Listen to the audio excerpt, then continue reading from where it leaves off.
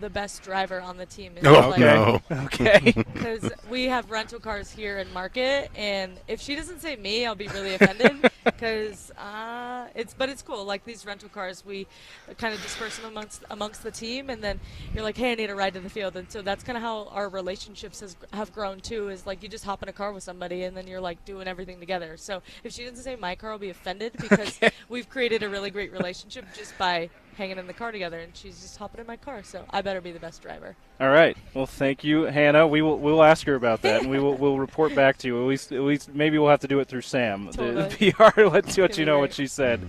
But thank you so much for joining us. Good luck tonight and the rest of the week here, and just super excited to have you back here on campus. Thanks, guys. Thanks for taking the time. Go Utes and go Talons. Yeah, let's go. Sure. All right. That's Hannah Flippin, former Ute, now with the Talons in the AUSL. Super fun to talk with Hannah, Bryan. I think Mariah might be ready. We're gonna have another former Ute join us. You just heard her now teammate. They didn't play together at Utah, Bryan, but they're teammates now on the Talons in the AUSL. Mariah Lopez, of course, Utes fans, you know her from a couple years ago, their first Women's College World Series appearance. She starred on that team, and she's sitting down with us now. Give her time to put on the headset here. Mariah Lopez of the Talons, a pitcher, and of course former University of Utah pitcher. How are you? Hi, I'm doing great. What about you? Doing good. James and Bryan with you here on ESPN 792.1 FM, home of the Utes. We'll start with that. How does it feel being back here? I know it was just you were just here last year, so you probably maybe in some ways felt like you never left. But what's it like being a pro player here playing at Dumpke? Oh my goodness. I mean, a dream come true. Like, when you play your last game on this field, never was it a thought that I would get an opportunity to be here again. But, I mean, stepping on that field yesterday with that same community that was behind me for 4 years was just the greatest feeling in the world. 4 years at the University of Utah, now professionally playing softball. What's the transition been like for you in not just like, because this is a new situation, professional softball's only been around for so long, but what has that been like going from college where you have so much to balance to now having to do a completely different thing, and your teammates are giving you signs over here? This is hilarious. I love this. The softball part of it is the same. What's the difference in going from a student athlete to being now a professional softball player and having to do all the duties full time? Yeah, it's definitely a transition, but again, like, all of these girls are professional, and going from one team to another, like, everyone knows how to be a leader and how to mesh really quickly. We only have 6-7 weeks together, and so learning what you need to learn from your teammates in 1 year versus those 6 weeks, I mean, everyone's just really good at like knowing their place and knowing how to get things done. So yeah. What's the one thing that fans who are listening right now need to know about this league and the sport? I mean, it's so much fun. It's so competitive, and everyone just wants to be here and grow the game together. So it's a really, really special league.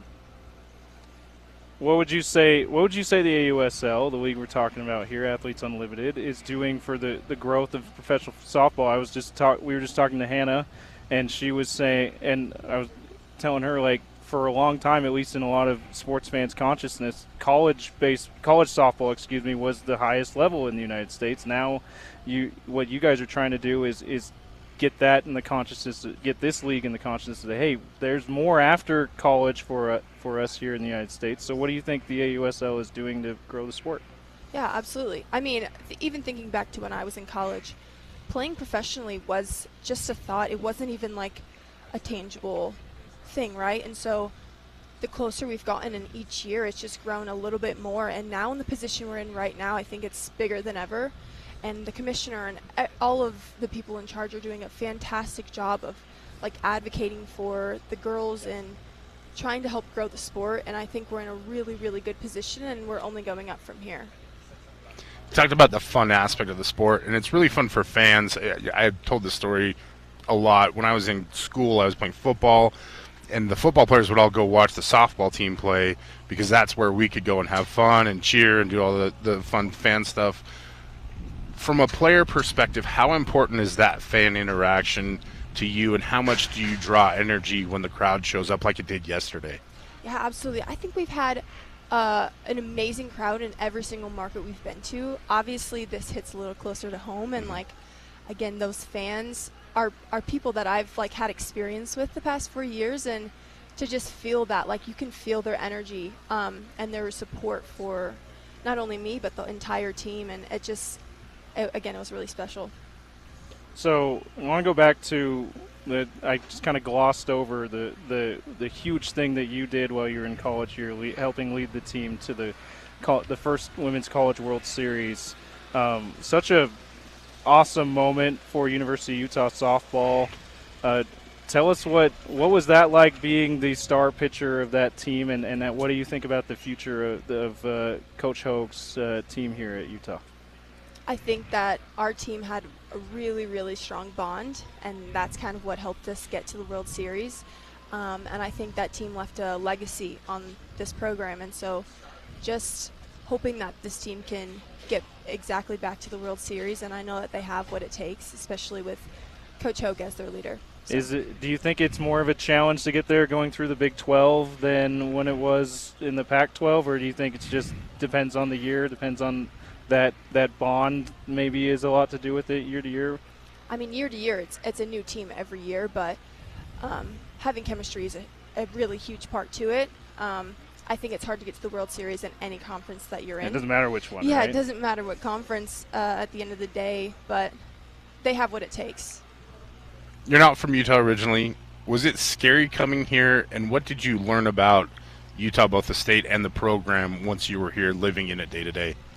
I came here for a visit going into my senior year. I had never visited Utah, never really I didn't even have an idea what Utah looked like, and as soon as I stepped here on campus, it was exactly how it was today.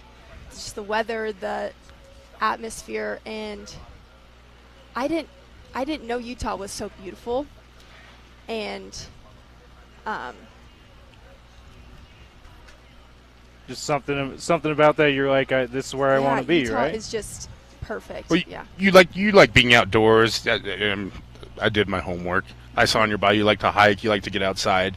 Was that an appeal when you came here and saw like there was these giant, beautiful mountains just 10 minutes away from campus? Definitely. And seeing this place in the fall as well, drives up to Park City. I mean, it's a perfect place to be. How hard did it hit when it snowed the first time?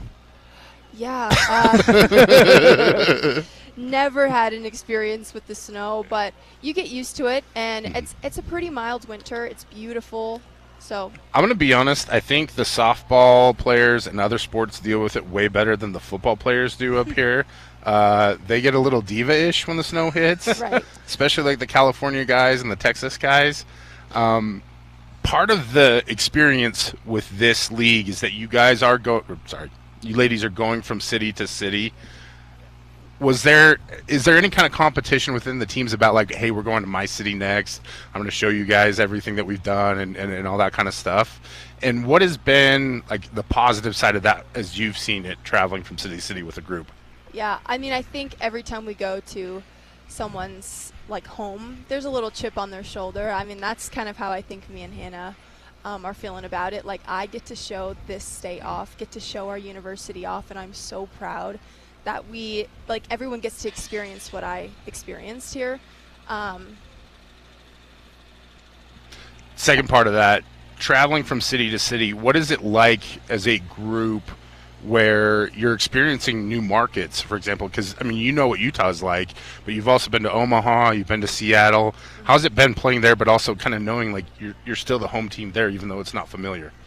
Yeah, I think, again, just we've had to bond in a really short amount of time, and a lot of the markets that we've played in, no one has really been there, and so getting to experience that together and kind of explore on our own has been a lot of fun too. Yeah, that's awesome. I was talking with some officials here and saying I know that the future plans are to maybe have some more traditional home sites for teams, but I kind of like the touring aspect of it. It's definitely different than other professional sports here in the United States and North America. I wonder what you as the players think about I mean, I'm sure you're all thinking, hey, it'd be good to have a home base, but also it's got to be fun to kind of travel around the country too, right? It has been a lot of fun. I think we're handling it very well too. Like, just like inviting the opportunity to go explore new places. I think a lot of these markets that we've been in, a lot of the girls haven't been there before either. And obviously having a home base would be really cool as well. But just going with the flow, everything has seemed to work out great. So. Softball obviously takes up a big part of your life and your time. What do you like to do in your downtime? Big coffee gal. Okay. All right. I like to try new local coffee shops. I've taken a lot of the girls to places that I love here at home. And every market we've been to, though, every day it's a new place, and that's been a lot of fun. Awesome. Like to do some exploring. Haven't done a hike yet, but I will. There's a place here called Donut Falls, if you guys get the chance. It's my favorite hike. And I'm not going to lie, I do like to shop a little bit on our off days, but really just spend every opportunity to hang out with my teammates. So I've got a question that Hannah has asked us to ask you. Who is the best driver on your team? Who gets the keys? Who gets the keys? I'm gonna have to say Hannah gets the keys. I know, and I she shouldn't was have like, said she asked. Me. Are you saying that because she wants you to say it, or is that actually how No, you feel? truly. I mean, okay. She's never going to hear this, so it's fine. I know. Randomly, we'll tell Sam not to tell her anything. Yeah, we get distributed keys randomly. But at the end of the day, we're like, Hannah, where are we going? Like, take the keys. So, I would say she's the best driver. Is she kind of like likes the older sister of the group? Because she is a little bit older in the sense of like she's not just fresh out of college, right? Yeah, she's a vet. Yeah. She's a vet. Yeah, she kind of takes charge. She's a really good leader, and like, even in every market we go, she hasn't even been there, but she acts like she knows the place, and she's like, let me take care of us. So. You two didn't play together. Is there like familiarity though, even though because you're both from the school? Yeah. Obviously, I knew who Hannah was. She's Yeah. a Utah legend. And getting to play with her, I immediately gravitated towards her and was like, Utah, like, these are my people. There she is. She's got the keys right now. There she is, best driver about to drive away. She's going to own that, too. She was very definitive, like, right at the start, like, this is what you need to ask. Make sure that everybody knows that I'm the best driver. I get the keys. She set the tone early. There you go. Well, but you clearly have the best coffee shop recommendations. So. That is true. Yeah, you can tell her where to drive, right? Yes. To get the coffee. Mariah, thank you so much for joining us. It's been a lot of fun to have you back here on the home of the Utes. Thank you for having me. At the home of Utah softball, and good luck tonight and the rest of the week here. Thank you so much. Go Talons! All right, that's Mariah Lopez. Thank you so much for joining us. Bryan Brown, James Peterson. We're going to go to a break, and Gordy Chiesa is on site, Bryan. Every Thursday, he's usually in studio with us. We convinced him to come here on site. We're going to talk Jazz Summer League, NBA free agency. Yeah, there's still some guys out there that haven't signed, and much more with Gordy Chiesa, the former Utah Jazz coach, our NBA analyst, on Utah's #1 sports talk, ESPN 700, 92.1 FM.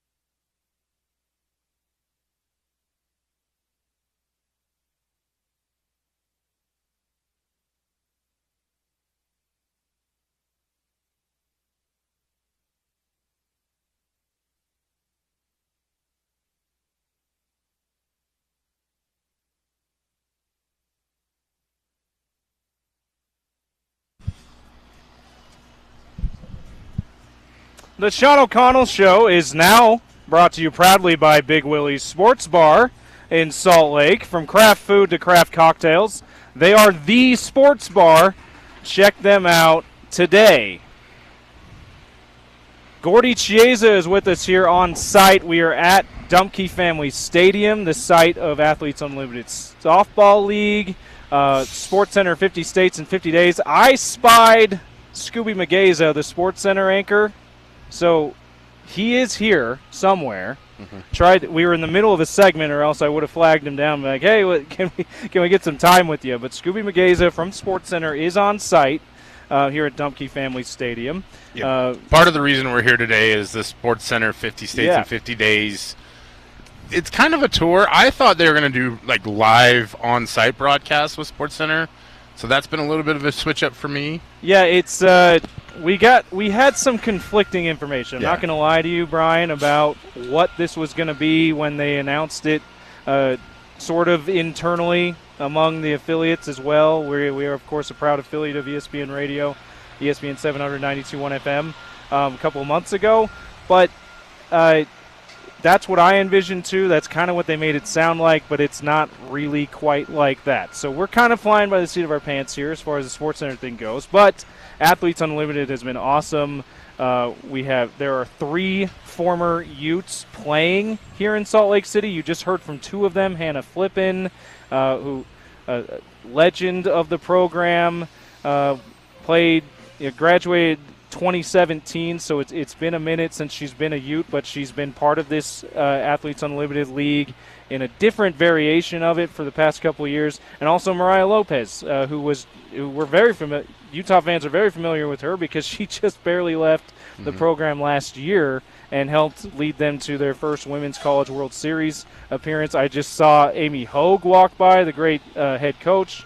We had her on the program yesterday. Scott Mitchell talked with her about the AUSL being here and what it means for the University of Utah softball program. So a lot of fun being here, and we convinced Gordy to come on site as well. It may even be a little bit closer for you, Gordy. Oh, very much. Also, yeah. So didn't have to do that much convincing. Not at all. I love softball. James and Bryan, I have so many softball stories in my younger days. Yeah. Yeah. We used to have a softball team, back in New York, and it was a cast of characters. So our leading hitter used to work in a hospital as an orderly. So he would come to he'd get off at work at 6 o'clock. It's about a 20-minute drive to the field. He'd come in his orderly hospital uniform and smack 3 homers. Okay. And then the other guy, Bryan, was a construction worker. All right, he never warmed up. He would come out with his construction boots, get half naked in his car, put on his softball top of his uniform on, put on his cleats, and hit like 3 other homers. Then there was guys like me who would strike out every time, and I was warming up. Right. So I was going to say, how many homers did you hit? No, not at all. No, I can't tell a lie. But so I have so many softball stories, which is really a great sport. So I'm glad to be here. This is great. We live in the mountains, and let's enjoy it. Let's have some fun. It is a beautiful scenery today, despite the fact that the ice truck has shown up and kind of blocked it a little bit. But that's okay. No, this is all part of live radio. This is good. This is good. Live radio. Our stuff is flying here. We call flying notes, and it's all positive. This is good vibes. Speaking of good vibes, James and Bryan, how about Kyle Filipowski? He's been awesome, Gordy, and I thought I was pleasantly surprised with his rookie year. I'm a bit biased. I did not think too much of him at Duke, but I am also a Carolina fan, so there's that. But I didn't think too much of him as in like his NBA potential. He was great. He was a good player. The disgust on Gordy's face right now is just perfect. But it's been a pleasant surprise, and he's been even better in year 2 as he starts year 2 here in Summer League. Very much. So think about it. He was picked number 32. Yeah. And you and I talk about it, and Bryan, over the years, about if the personnel people had to draft 1 year after the original time they were drafted, they would draft literally 3/4 differently. So Filipowski would have been a 21 in the draft that year instead of 32. Certainly in the first round. Oh, absolutely. Yeah. So the Jazz made a really smart pick. All right, so here's quick math numbers right now.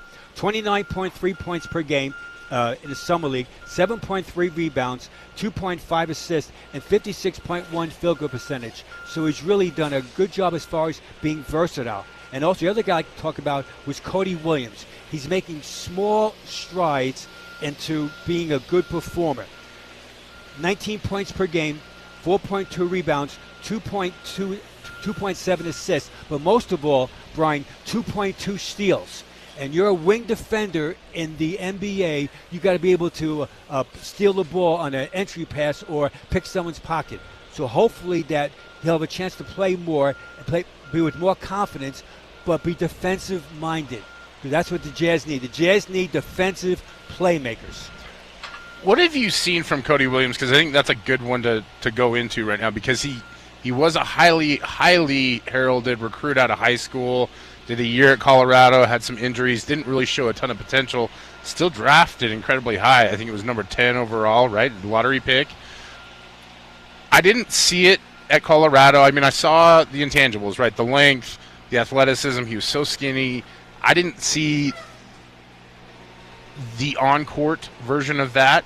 What have you seen so far in Summer League that tells you that he has taken some of those steps growth-wise to be a legitimate rotation NBA player? His shot's better looking right now. I know it sounds so trivial, but it's mechanics. Yeah. And his footwork is much improved. In other words, where he gets the ball in perimeter and he's able to get his feet set under him. Usually speaking, when you're a evolving shooter, the first way to get better is what? Your footwork. As you're involved. Now, Stephen Curry and those guys, they shoot organized off balance. Ray Allen, same way also. But their form is perfect once they go airborne with their release point. Other people that are born on the planet Earth, when they're developing their shot, it starts with your footwork. And so that's what I've seen. Cody Williams, his footwork has gotten better, and that just overall confidence. In Summer League, you're being judged against other first, second-year players, not against other NBA Grizzly veterans that are 28, 29 years old. Now, the fact of the matter is someday that Cody Williams and Cal Filipowski, they've got to outplay those veterans in Jazz basketball. The question is going to be, as always, James, when? Absolutely. And talking about Cody Williams, it seemed like it wasn't the skill necessarily that held him back last year. It wasn't a lack of skill. It wasn't a lack of understanding of the game. In fact, that seemed to be his biggest strength from my perspective, Gordy, is he seemed to know where to be, and he was in the right spots. But a lot of it was just his body he needed to grow into his body more. He needed to put more weight on him, get stronger, and then play with a little more aggressiveness and confidence. Are you seeing any improvement in those regards, in his body, and just being more confident in, hey, I'm in the right spot, now let me make the play? Very much. The answer is yes. So you described there, most players that with their angular body, we call them leggy players, where their legs really are long. High hips. That's exactly right. Which means I learned that from you. No, and Bryan, and the reason why I say that, because don't try to be with high hips. Don't try to back down somebody, because you can't do it physically. Our job as coaches is to try to bring the best out of players. So what Cody Williams is doing right now is catch and go drive. The ball swung to him, swing pass to the corner. If not the direct shot, catch and shoot. Now it's what? Catch and drive. Versus what? Catch, hesitate, God forbid, and then what? Try to back down. We call it crab dribble, and that's when you get in trouble. So just visualize someone's body. And it is important. What are you talking about, body? Why is it important? It's important because, just generally speaking, you get strength. And Cody Williams-type guys, what you want to do is develop your core strength. Everything is based on your core. And it's not about how big your triceps or muscles are. It's irrelevant. It's how strong your core is, and that's what he's developing right now. Now, you described also, Bryan, Ace Bailey. So Ace is the exact same type of body, but even taller. So the question again, with Ace Bailey type bodies, is that besides learning how to play with the ball, without the ball, he has to get dramatically stronger. When will it happen? Will it be age 20, 21, 22, 27? No one knows the answer. We call that the great unknown. We haven't seen a whole lot of Ace recently. He did play in a couple games. It seemed to me watching those games early on that he and Cody developed a bit of chemistry and a bit of confidence together. And I do wonder if that isn't something about just Cody feeling like there's a guy out there that's similar to him that has his back that possibly leads to that. Or maybe you've seen something. Again, it's such a small sample size with the two of them on the court together, but potentially I would think, as a very novice individual in terms of basketball understanding, that the length and the athleticism that those two have could make Utah an elite defensive team for years to come. Yeah, very much. But in the meantime, they're in last place. Yeah. See, so that's the. Let's just first get better. Let's just first go from number 30 to 23, and that'd be a great improvement. And it starts with what? Strength, technique, alertness. We call that early eyes. Early eyes as a defender is when you read plays, just like in the NFL, D-back and the safety. They read the quarterback eyes, and instinctively they're ready in motion versus being flat-footed, and then you try to react. But that time, you're out of the play as far as contesting and challenging. These are all things that play. Some of it's innate, I get it. Most of it's what? Taught. And you've got to keep reinforcing what's going on. Isn't it great being here, James? It is. It is. The last time you and I were together in outdoor setting was when? I don't know, Gordy. Do you remember? I'm not sure we've had that privilege yet. Yeah, so this is like a happening. James is a house cat. He's normally behind the glass. I am. Yeah, right. I am excited to be here in sunny Utah. And, I tell all my colleagues. And there's a breeze coming, too. It was a lot warmer before that breeze. Look at you speaking the great weather into existence, Gordy. Yeah, I'm a weatherman at heart. I tell all my colleagues back east, Utah's a desert in the summertime. They say, Gordy, what are you tripping? What are you crazy? It snows there all the time. Trust me, in Utah in the summertime, it's 106 degrees, and it's like the desert. Did you tell them it doesn't snow in the summer now? They think, no. New Yorkers think that it's always snow. They have no clue. People from New York City, they have no clue about how the rest of the world lives as far as weather-wise. Utah is very foreign to New Yorkers. I saw Jackson Dart the other day was throwing a football off a houseboat, and everybody in New York was calling it a yacht. Oh, yeah. No, absolutely. Right. They have no clue. Yeah. I'd love to see a yacht on Lake Powell. Yeah. I don't know what there's no yachts in Lake Powell. I mean, it's a poor man's yacht, Yeah. all right? Which is not a yacht, admittedly. Also in Summer League, though. Yeah. How about Yegor Demon for the Nets? He's done a good job. Yeah, what have you thought of Yegor so far? Yeah, absolutely. Because I'll be honest with you, I wasn't too high on him coming out after his 1 year at BYU. I obviously saw the raw talent, the measurables, and I see why NBA scouts and teams liked him. But I didn't have too high of expectations for him. He's started to exceed mine, and I know it's only summer league, but still. Yeah, still. And the reason why he's saying that, and your point is valid, is because he's not a knockdown shooter. A lot of times when you evaluate players, the first thing you see, he missed 5 straight open jump shots. And that's forever it's in your mind. Yep. And it's hard to get out of it. Mm-hmm. And so what you want to try to do is take a step back from the maddening crowd when you watch these guys play and be more objective and say, okay, he's a 6'8" jumbo passer. And so against switch defensive players, whether in Summer League or in the NBA, he can pass over the top of the defense who's smaller than him. And he can catch and go drive. And even though if he gets cut off in the lane, he can elevate over the top of small defenders. So his shot will get better. I'm asking this question of Bryan for the last literally 50 years. If you can't shoot when you're younger and you get to the NBA, how are you going to be a good shooter? I said, you'll never be a knockdown shooter, but from drills and confidence and on-time, on-target passes, you can go from being a non-shooter into what?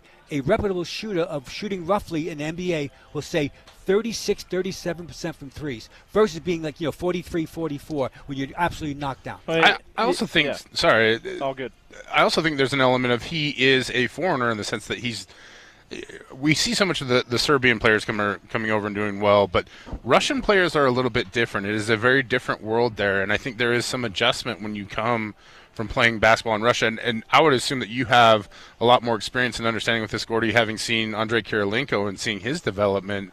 That confidence issue is so much more I think, prevalent with those younger overseas players that, and maybe I'm burying myself because Young Hansen's been just unbelievable as well. Young Hansen, oh my! Figure that guy, outrageous Portland. That guy is the nearest thing I can think of. I'm pausing for a second. Is that he's not Yao Ming? Yao Ming was an old school back to the basket, and Yao Ming was great. This guy is like Sabonis' father. Oh, That's who he's like. That deft passing out on perimeter. He can shoot. He can pass. You can run offense to him. And at the 16th pick of the draft, those guys saw something that the first 15 teams didn't see. well, and I'm not sure the last 15 teams would have saw that in him either, Gordy, because it was such a. He was in the stands. It seemed like such a shock to have him be picked that early.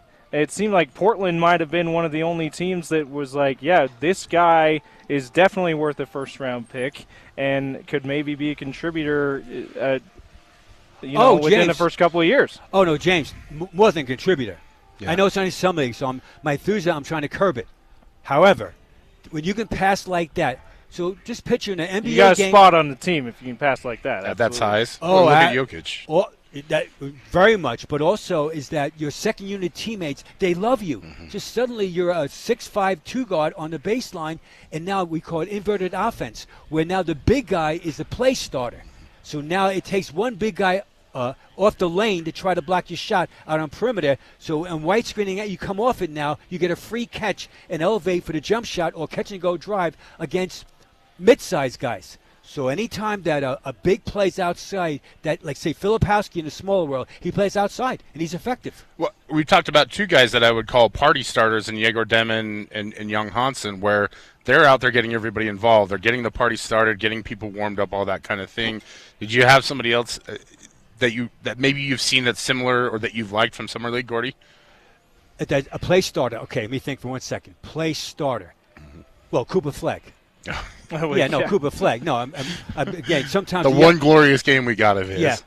The obvious is never obvious to the oblivious, like guys like me. Yeah. I get it. So that's what your Cooper Fleck. And Cooper Fleck reminds you of so much of defensively of Karolinko. Not offensively. So there'll be people saying, Gordy, what are you, crazy? Karolinko had a struggle to shoot. Yes, you're right. However, defensively, he was absolutely incredible. On ball, off ball, block shots, steal the ball, take charges, get back tips, fill the blanks in. That's Cooper Fleck defensively. Now, offensively, what Fleck does also is that he can shoot. Duke University, from three-point range, 37%, good-looking stroke, and now he's playing with Anthony Davis off the eye injury when he gets a chance to play right now. And Kyrie Irving will come back roughly for the Mavs roughly around January 15th.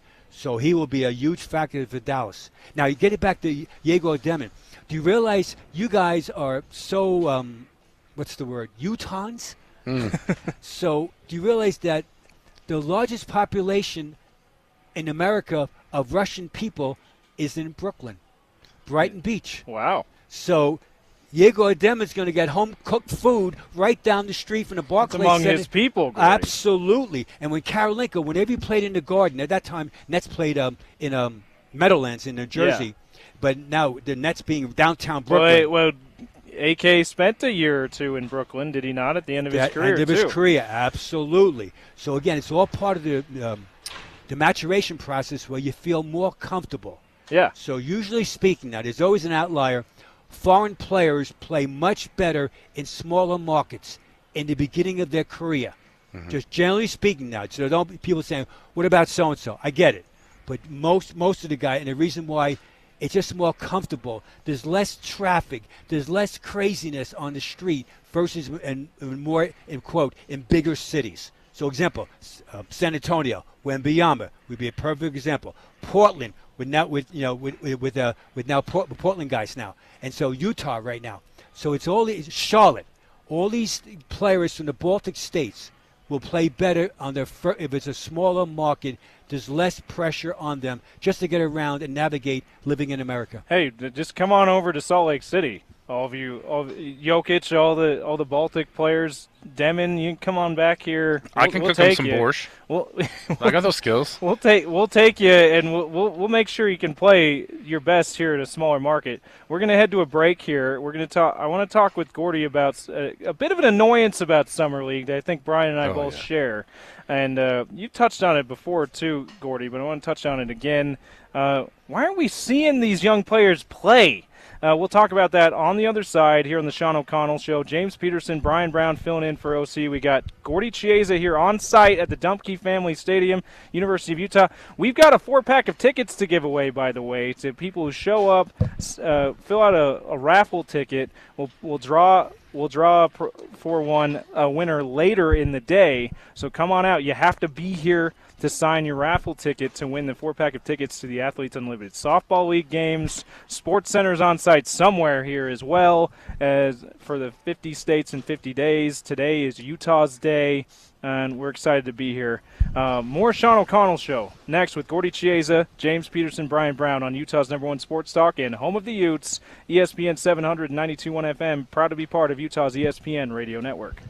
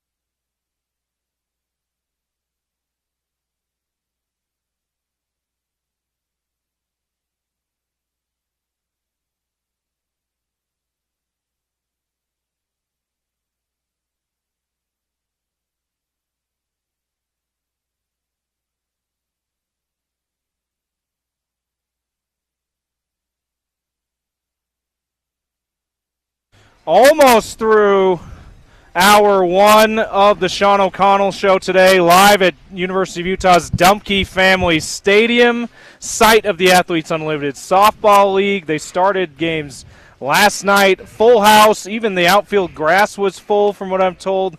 Bryan, anyone who watched it on TV saw that as well. We've got a 4-pack of tickets to give away. We're gonna draw a raffle in a few hours here. So you have to be here and get a raffle ticket to win, though. So come on out, hang out with us. We got some T-shirts, some ESPN T-shirts to give away as well. And now it's time for the hot lunch. Before we get to our hot lunch with Gordy Chiesa here on site, Bryan, if you're in Orem this week, make sure to stop by Orem Toyota for a chance to win $5,000 in cash. Next giveaways are today and next Thursday, July 24th, Pioneer Day. Take a selfie with a red tag vehicle, tag yourself and the dealership, then register on ESPN700sports.com. Don't miss your chance to win $5,000 in cash. That's definitely a good reason to go to Orem today, by the way, to get a good chance to win $5,000 in cash from Orem Toyota. Might be the only reason. It might be the only reason. I'm biased, though. Gordy Chiesa with us here on site, and I teased it going out of the last segment, Gordy. But a troubling trend in Summer League that's been a trend for a long time in regular season basketball. Thankfully not postseason, but in regular season NBA basketball. It's now creeping in the Summer League. What is up with teams holding out their rookies and second-year players that they want to develop out of Summer League games? I mean, other than injuries, of course, Gordy. You, of course, can't play if you're hurt. But we're seeing the same kind of games. Oh, he's got soreness. We better not let him play the rest of the Summer League. Don't they need these games to develop, Gordy? Yes, they do. Absolutely. The ability to play through some contact in a game. So you can never simulate playing in pickup games in Las Vegas, where all the guys work out in the morning, or in Santa Monica in California, or Chelsea Pier in New York City, where all the guys play. All the pros, they get together, Tuesday, Thursday, and Saturday, as far as 11 o'clock, they lift and they play. But it's pickup games. This is structured. This is with referees. This is a walking violation. This is getting bumped off balance. And so for young guys, this is important. So I'm absolutely against this holding guys out because they're not hurt. They've got to play. Now, we're making a point. If you're hurt, you're not going to play. But if you can chance to play, because you want to get live reps in a game. Also, you want to see what you can do against other players in your age group if you can outperform them. How much of this is teams wanting to avoid conflict in a downtime in the sports media calendar because somebody gets hurt? Well, you can get hurt anytime. No, so that statement by people said it all the time is that you could get hurt as far as playing on a pickup game. I'm saying Paul George got hurt in practice. The other day. Practice being what? Just with the guys. Yeah. Yeah. Oh, absolutely. And so that's why you're with trainers, you're with the doctors, you're around people. The medical staff is with you, and so it's only for really basically 2 weeks too. So 2 weeks. In other words, for the Jazz, they play tomorrow night against Chicago. So Saturday morning, all those guys are going someplace either in America or going back overseas. And so you want to do is have your last impression. So it's commendable that Collier of the Jazz is playing every game so far, and Cody Williams. And Filipowski we talked about. He's sitting out right now. Oh, is he sitting out now? Okay. You dropped 35. You can take a day off. Most of the games so far. Yeah, absolutely. Okay. So what you want is you want to play. Now, next part of that is that the agents have other clients on your team, and now after the last 1 or 2 games left in summer league, the agent is saying to management, "Can you give our guy a much longer look to help him go to Europe?" That's part of it also. Mm-hmm. So interesting.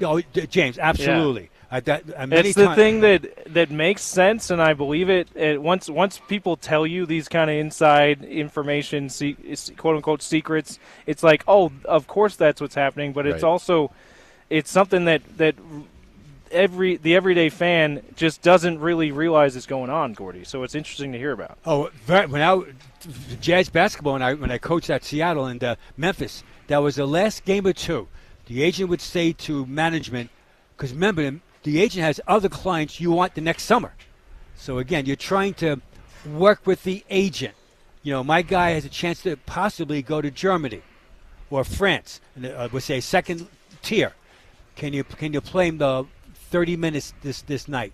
Because if he plays well, he might be able to get a guaranteed money. Is there that kind of agent lobbying happening with the other side, with the young players being held out, or is that at that point purely a team decision to hold out a guy like Ace Bailey, for example, the Jazz are doing? Team decision. Okay. Yeah, no, it's more of a team right now. Yeah, remember, no matter what the agent says, they're like, he's our guy now, we're going to do what we want to do. And the reason why, because the player's under contract already. Yeah. So Ace Bailey's going to get paid X amount of millions of dollars whether he plays or not. So that's why it's so important to understand the dynamics of it. But if things were equal, which we know sometimes it's not, but if it was, just hypothetically, you want to play. Because there's an awful feeling, especially if you had a bad game the game before. Can you imagine now they're sitting out now, you had a bad last game, and you know how people think your last game is your only game, how you're viewed, especially in Summer League where there's very few chances to redeem yourself. Well, and agents are the opposite of goldfish, where they have long memories, and so every single time you do something or do them a disservice, they're going to pay that forward to you 10 times the next opportunity they get, right? That's an understatement. You're understating.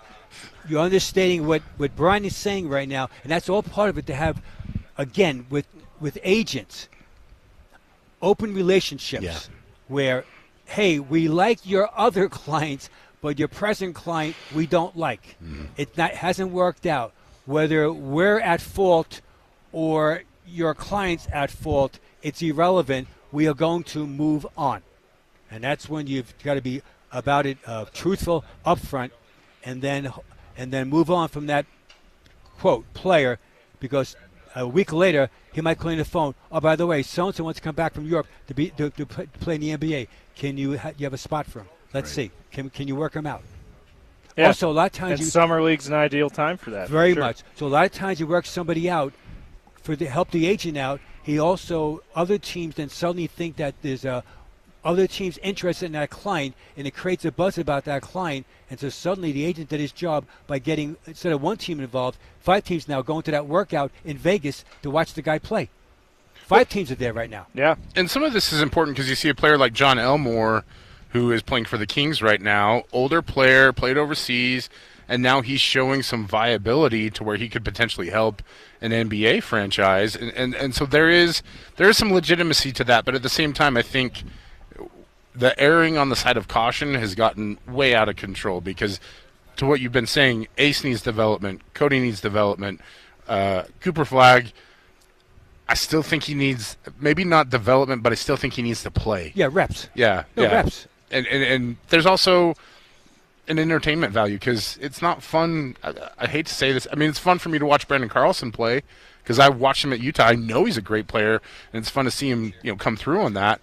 But if I'm watching Summer League and the Jazz aren't playing, I want to see Cooper Flagg. I want to see these big names. And so does the sponsors, too. Yeah. Absolutely. So does they very much. Gordy, we have the biggest names free agents are off the market, but you've been talking about a few others that are still on the market on the Sean O'Connell show the last couple of weeks that fans need to keep an eye on. The Jazz are one spot too many, or they have one too many players for the roster, but so what that means is they're probably going to shed 1 or 2 players, which would put them maybe in the market for one of these free agents that's left. Let's talk about those on the other side, Gordy. About 3 minutes from now here on the Sean O'Connell Show. We are live at Dumpke Family Stadium on the campus of University of Utah for the Athletes Unlimited Softball League, also SportsCenter's 50 States in 50 Days. They are here at the stadium. We have tickets to tonight's game to give away, but only if you come here in person and grab a raffle ticket. So come on over. We also have a official ESPN T-shirt for you. Anyone who stops by here at the Dumpke Family Stadium. This is the Sean O'Connell Show. James Peterson, Brian Brown filling in for OC. on Utah's #1 sports talk and home of the Utes, ESPN 700, 92.1 FM.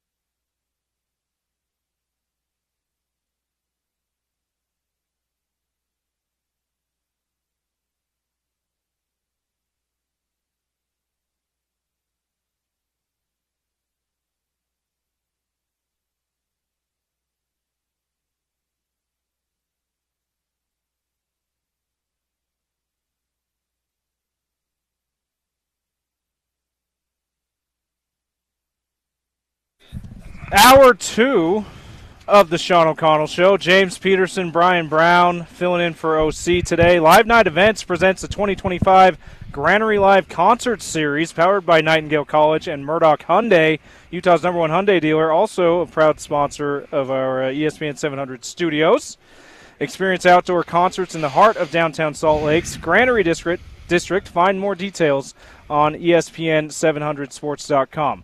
Gordy Chiesa hanging out with us for another 20 minutes or so, and then we will have Elisa Goler, the head coach of the Blaze, They have one of the Athletes Unlimited Softball League teams that's here in town, playing here at Dumpke Family Stadium. Come hang out with us. We've got tickets to give away, but you have to be in person. Grab a raffle ticket to qualify for those tickets. We also got some official ESPN T-shirts for you here at Dumpke Family Stadium on the campus of University of Utah for the Athletes Unlimited Softball League and SportsCenter's 50 States in 50 Days. They are here on site, so come hang out with us.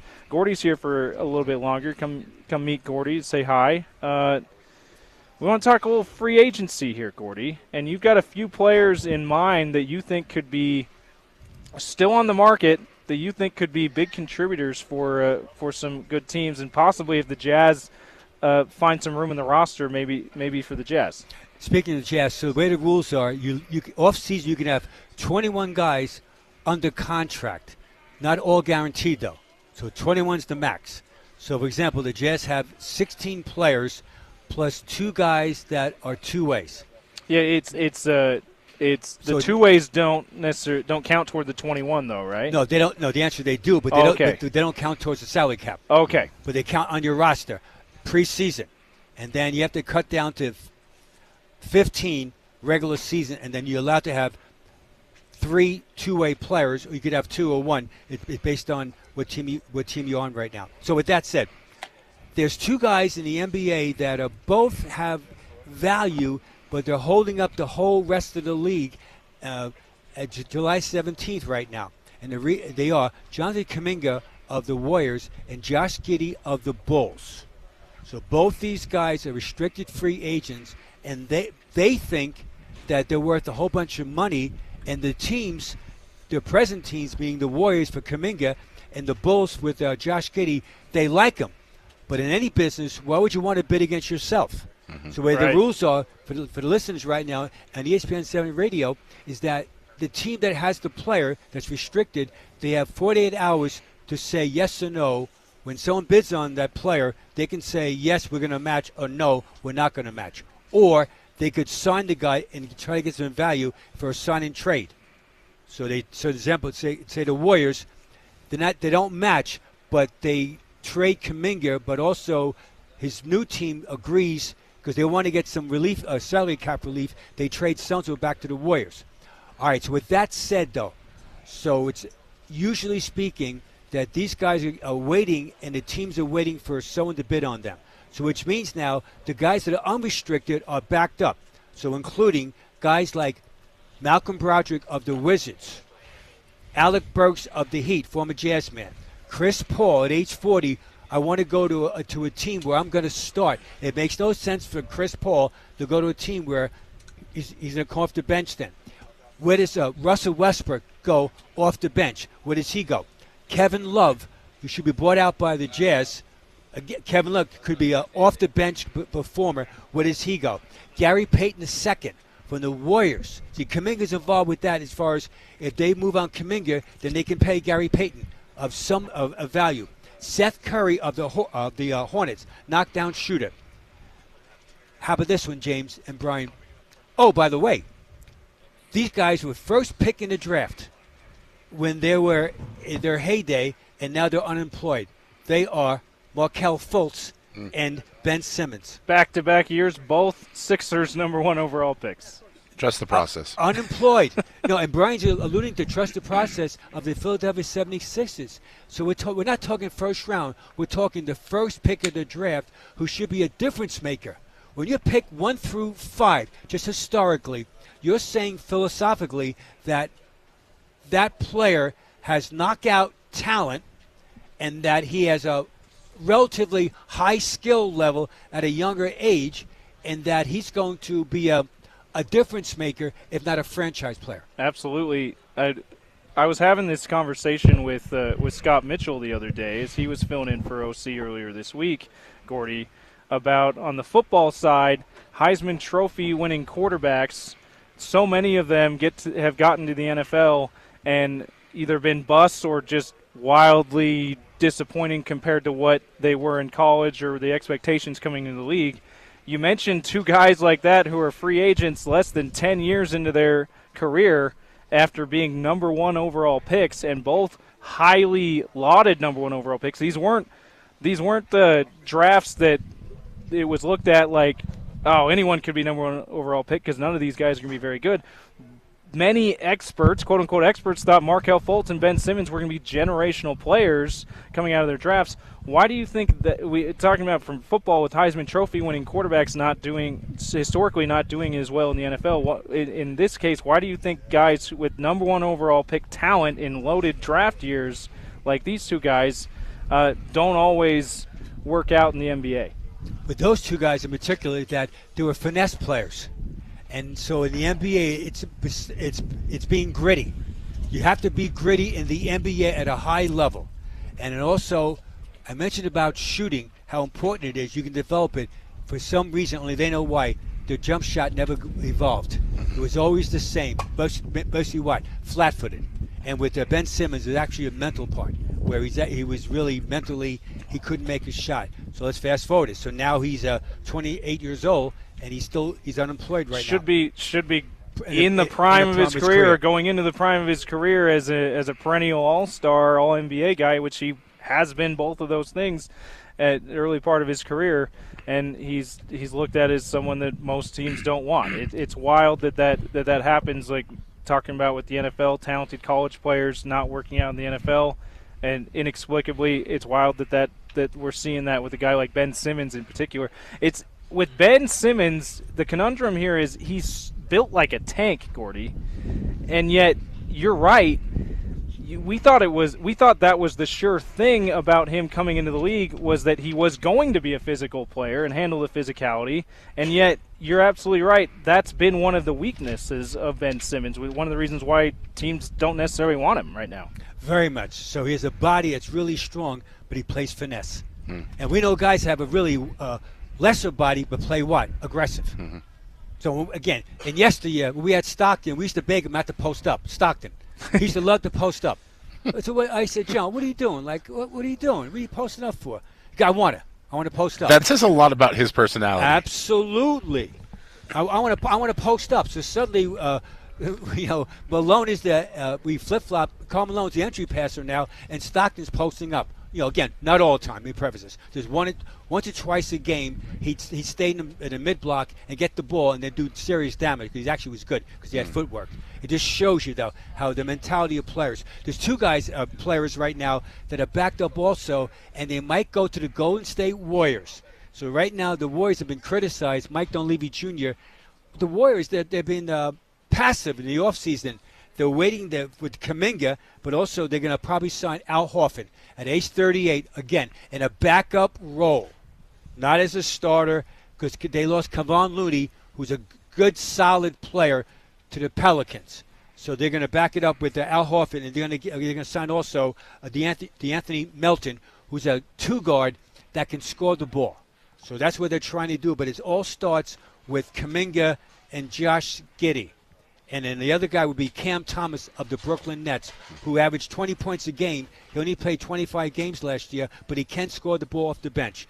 Locally here, two Utah alumni, DeLon Wright, very good as far as in that role, defensive player, wing stopper, two-guard, and Brandon Carlson, who is restricted free agent as we speak right now, had a two-way contract with the OKC Thunder. His problem, he's on an elite team, so he can't really get onto the floor. He's restricted right now. The Thunder still might re-sign him, probably for another two-way contract.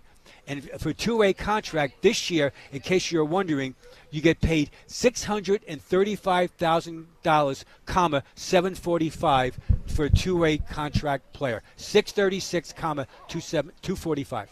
But also you have a chance to win another NBA title being with OKC. Oh, and also a chance, Brian, to get to be promoted to what? The big team. Mm-hmm. So which means that roughly your contract's going to be $1.378 million. So for a guy that's a first-year player, the second year will be a little bump up, roughly around 1.98, roughly, give or take. And so that's what the economics of it's so important. The better teams, just philosophically, get the majority of the contracts correct towards winning. That's the catchword. Not playing, not chilling, winning. Mm-hmm. And that's why the Thunder and the Cavaliers teams like that, the Celtics, before they got this, as far as the Celtics, as far as they got hurt with Tatum. With the Celtics, they parted contracts. They $180 million they let go in contracts to get under the second apron. Mm-hmm. Absolutely. We're talking with Gordy Chiesa here on the Sean O'Connell Show. James Peterson, Bryan Brown filling in. We're live at the University of Utah's Dumpke Family Softball Stadium for the Athletes Unlimited Softball League here. Got tickets to give away. We got to be in here in person, grab a raffle ticket, to qualify for those tickets. So come on, hang out with us. Gordy, you mentioned someone who's one of the unrestricted free agents that's on that list that I think could really be a big help to the Jazz and help them and not be enough of a help that they're still they jeopardize their lottery chances, which I got a sneaky suspicion they're still going to be focused on help them this on year. The court, but not in the win column. But not in the win column. Gary Payton II. You told us about him you were talking about him in this way on Tuesday with Scott Mitchell here on the show, Gordy.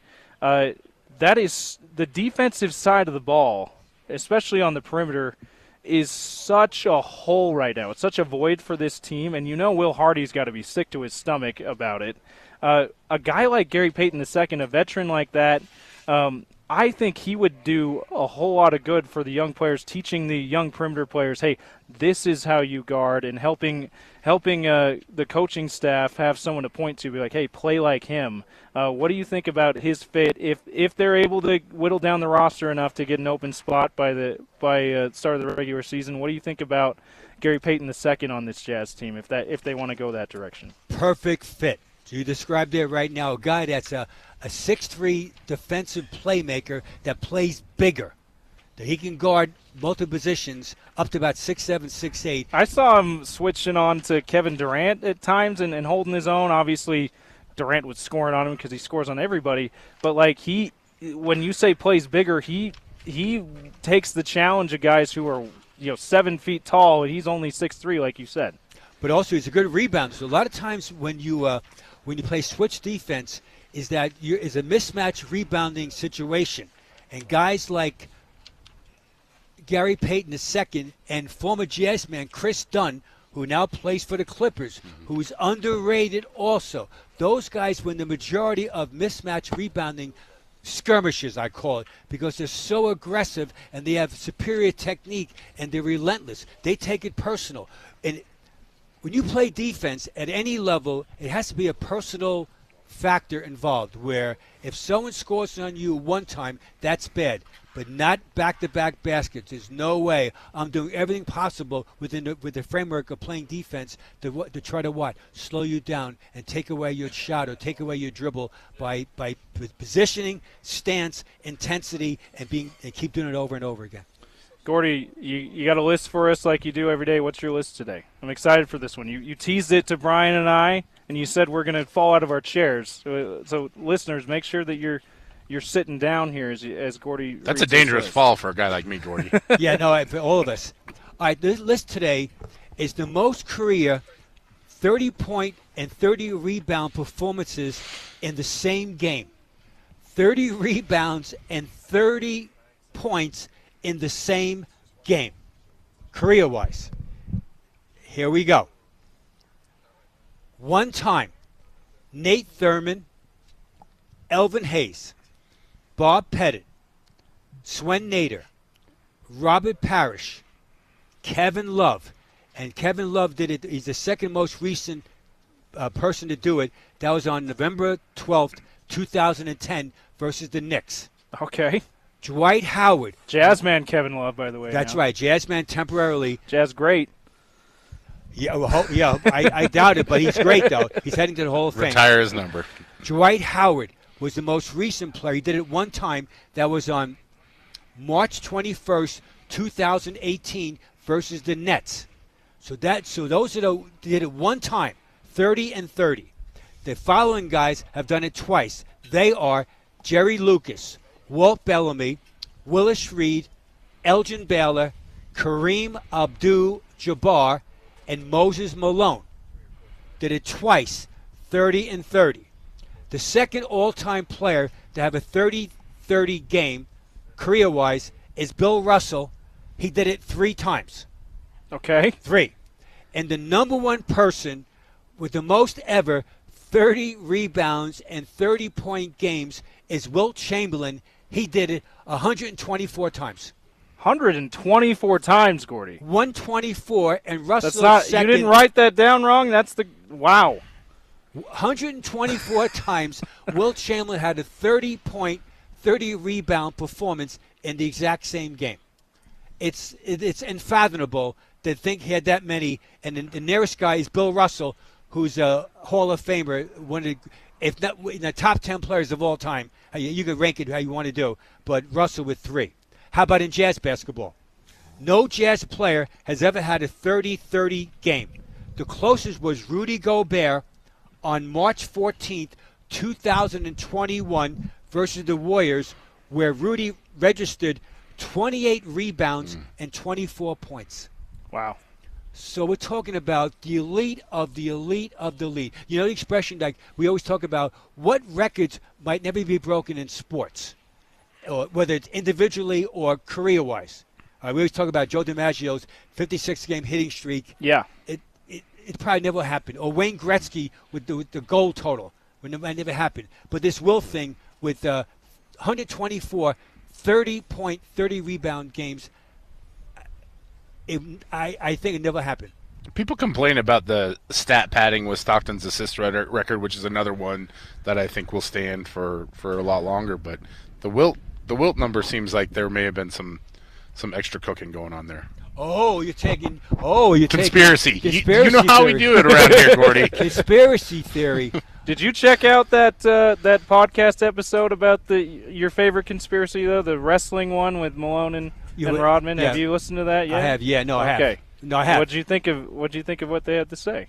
That it's not true. No, still not convinced. I'm not convinced. No. Yeah. Gordy was there, so Yeah, absolutely not. Yeah, that was crazy with Dennis Rodman. Yeah, and Dennis Rodman, I was surprised it wasn't on this list. I know Rodman wasn't really a scorer, but Rodman definitely He had got some 30 rebound games, right? But 30 points. I think the next guy to do it might be Nikola Jokic, Gordy.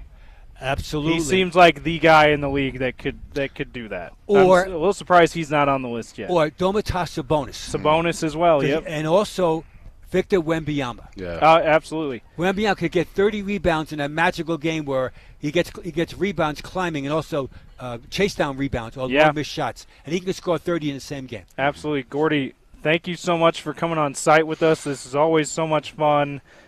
Thanks for hanging out with us, and we'll talk to you again next week. Thanks, guys. Peace out. All right, that's Gordy Chiesa, Bryan Brown. Always love talking with Gordy, and love that he's on site with us on remote here at Dumpke Family Stadium. Athletes Unlimited Softball League is here. Sports Center is here.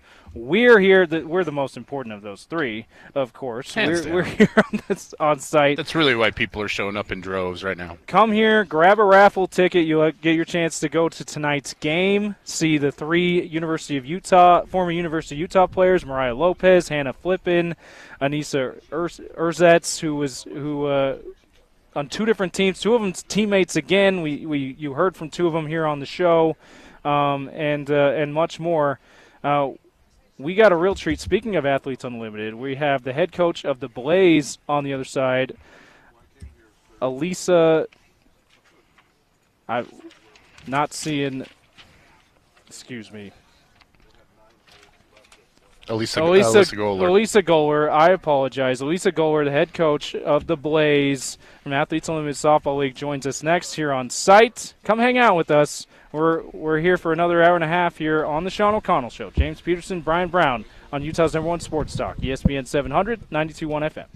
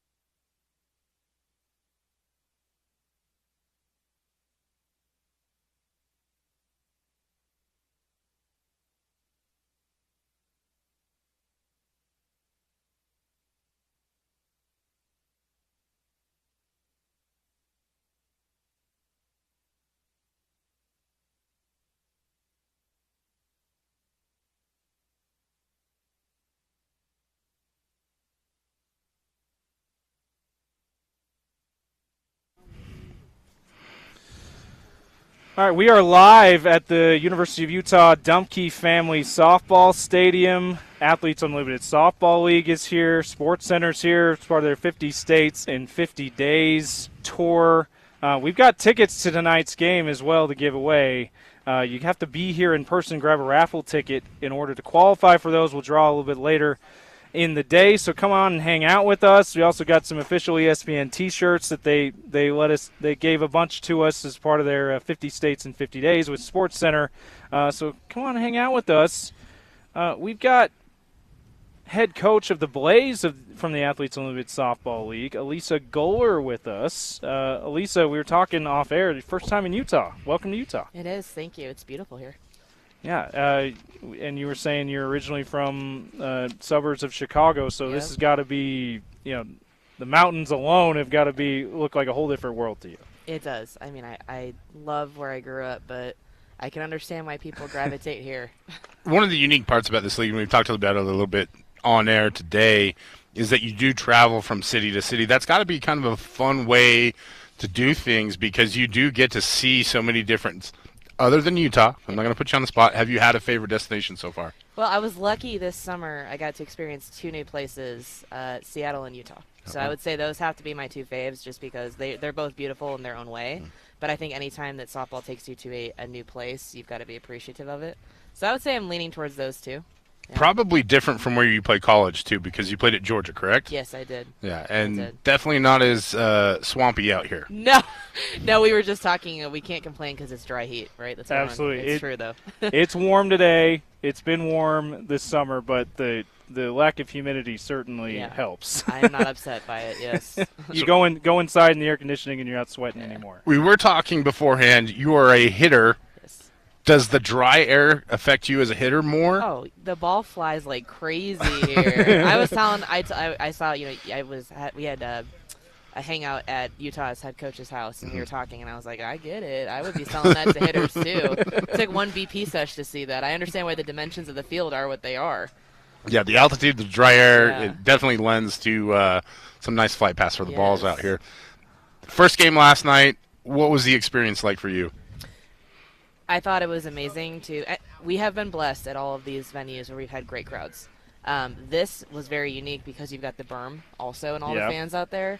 I love that. I wish more of the venues had that just for more inclusivity, getting more people, but absolutely phenomenal show out of people in this area coming to support and seeing their alums that are here playing and all of that, but it was incredible.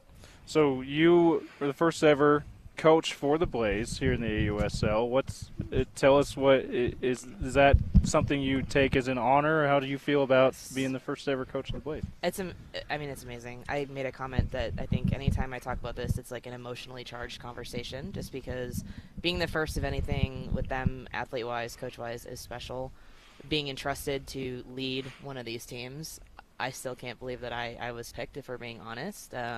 Every morning when I kind of get up to start our day, I am like, wow, I was so lucky to be considered someone that they felt like could help build this league. But there's a lot of us involved in this league that had played pro in the other leagues, and they were nowhere near as supported or getting the visibility that this is getting. And it just makes me very proud to see where we're at and to know what the future is going to be. I do want to give you your flowers a bit because you do have a pretty impressive coaching career.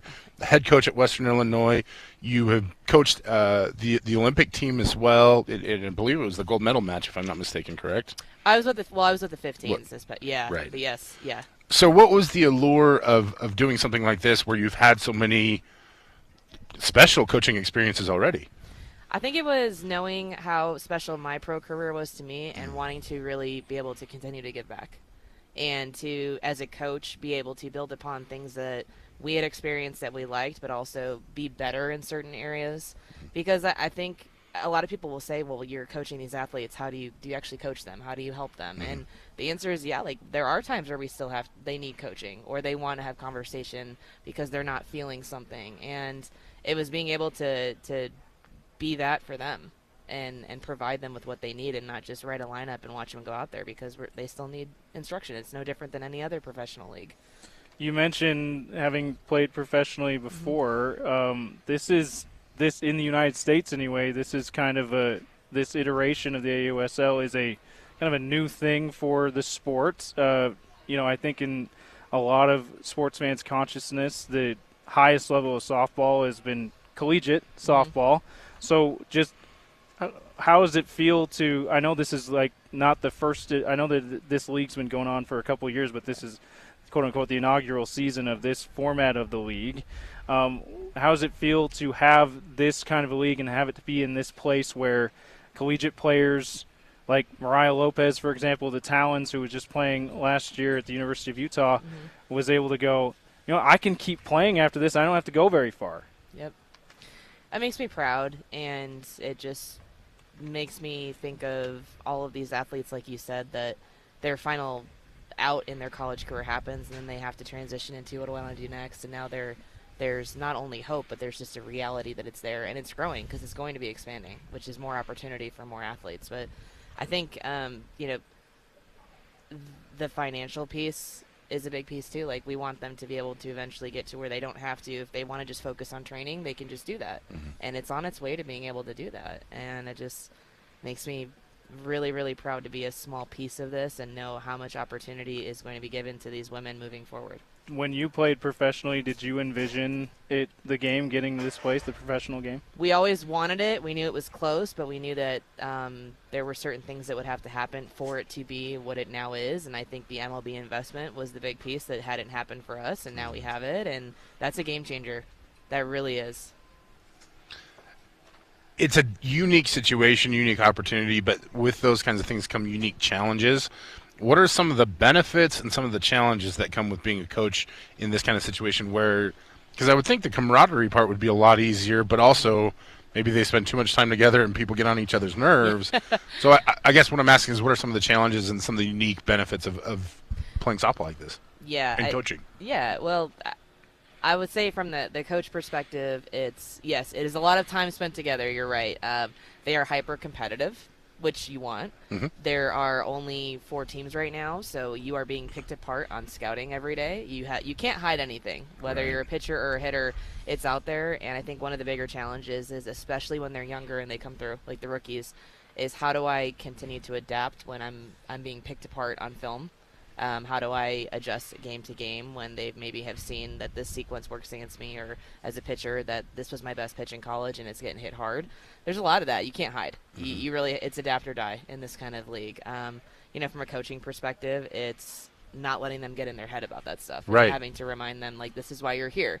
You're great at this. We don't change what we are good at just because we didn't have success this day. So I think that's the biggest difference, is coming from that college experience where even though you're playing 3-game series in your conference, it's still not the same as this, where you're constantly up against the best of the best every night. It's taxing mentally. When we hear this, it's become cliche when we talk about men's pro leagues and really good college players or amateur level players joining those men's leagues. You're playing against grown men now. Yeah.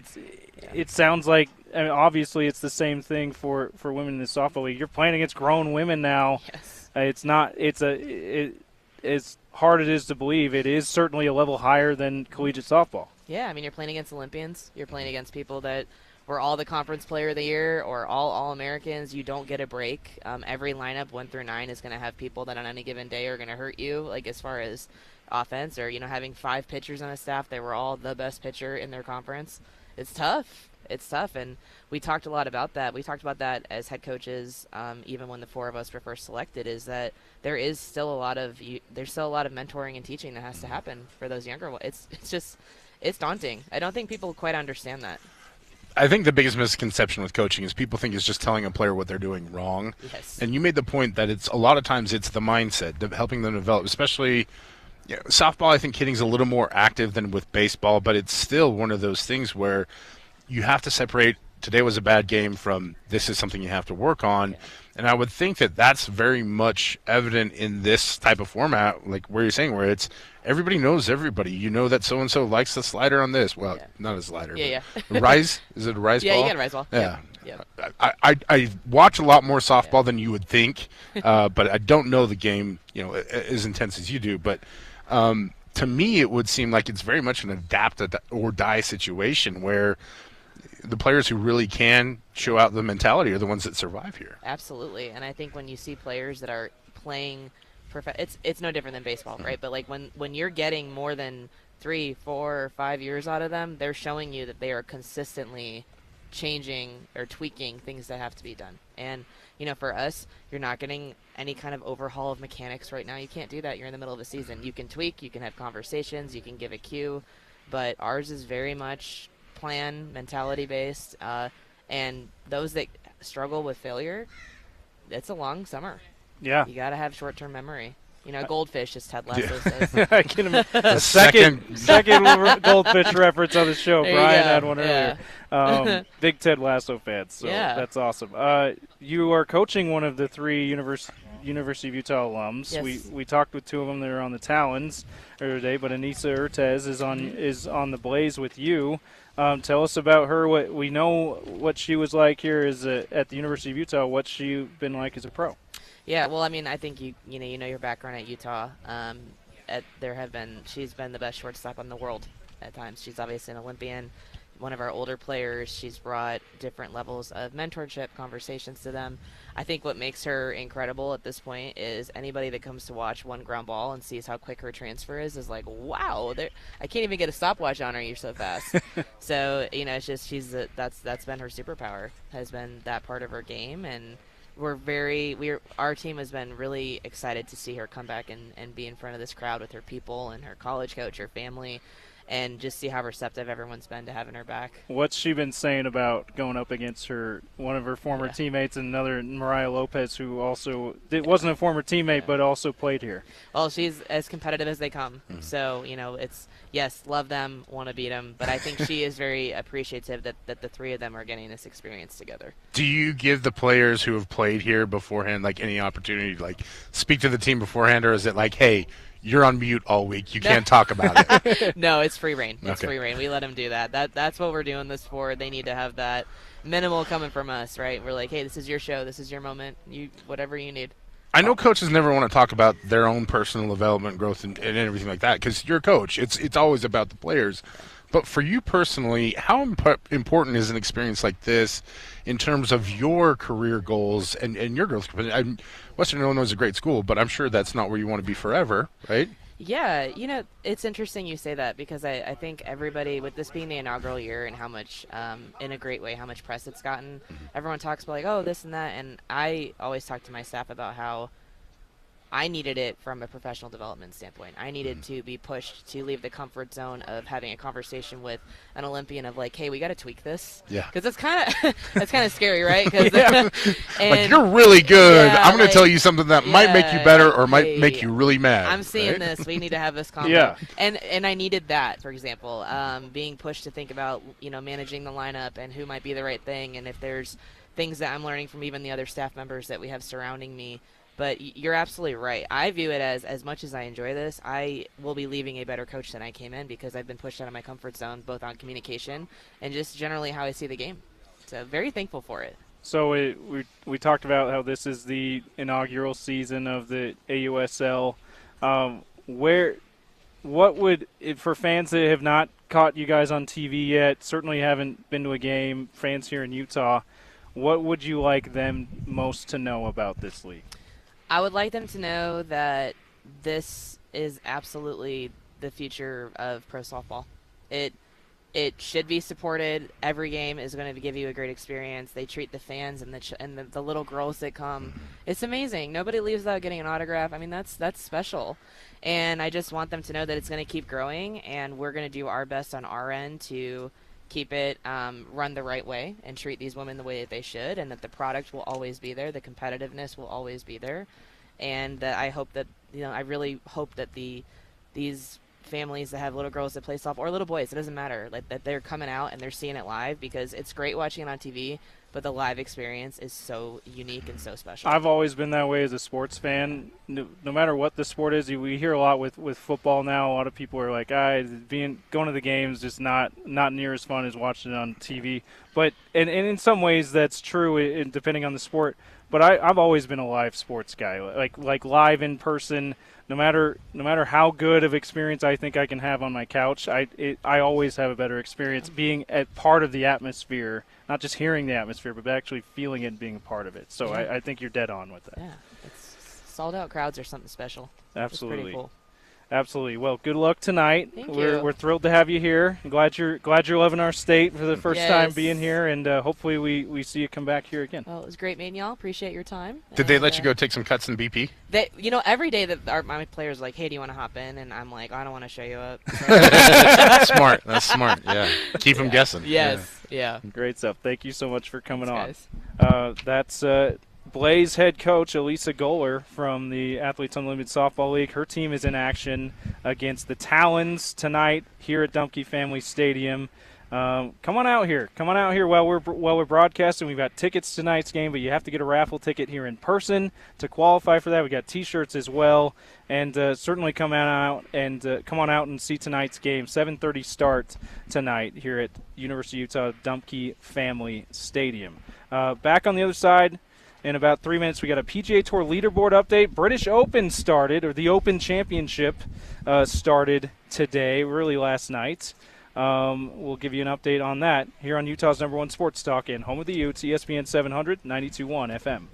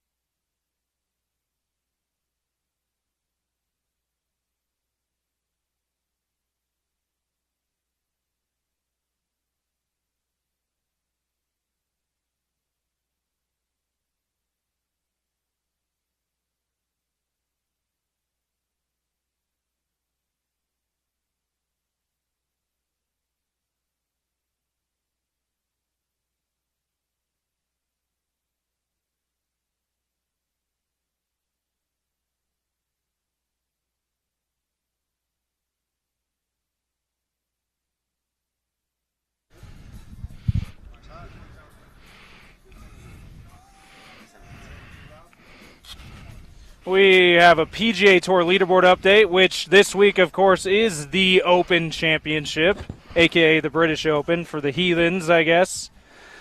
Call it that.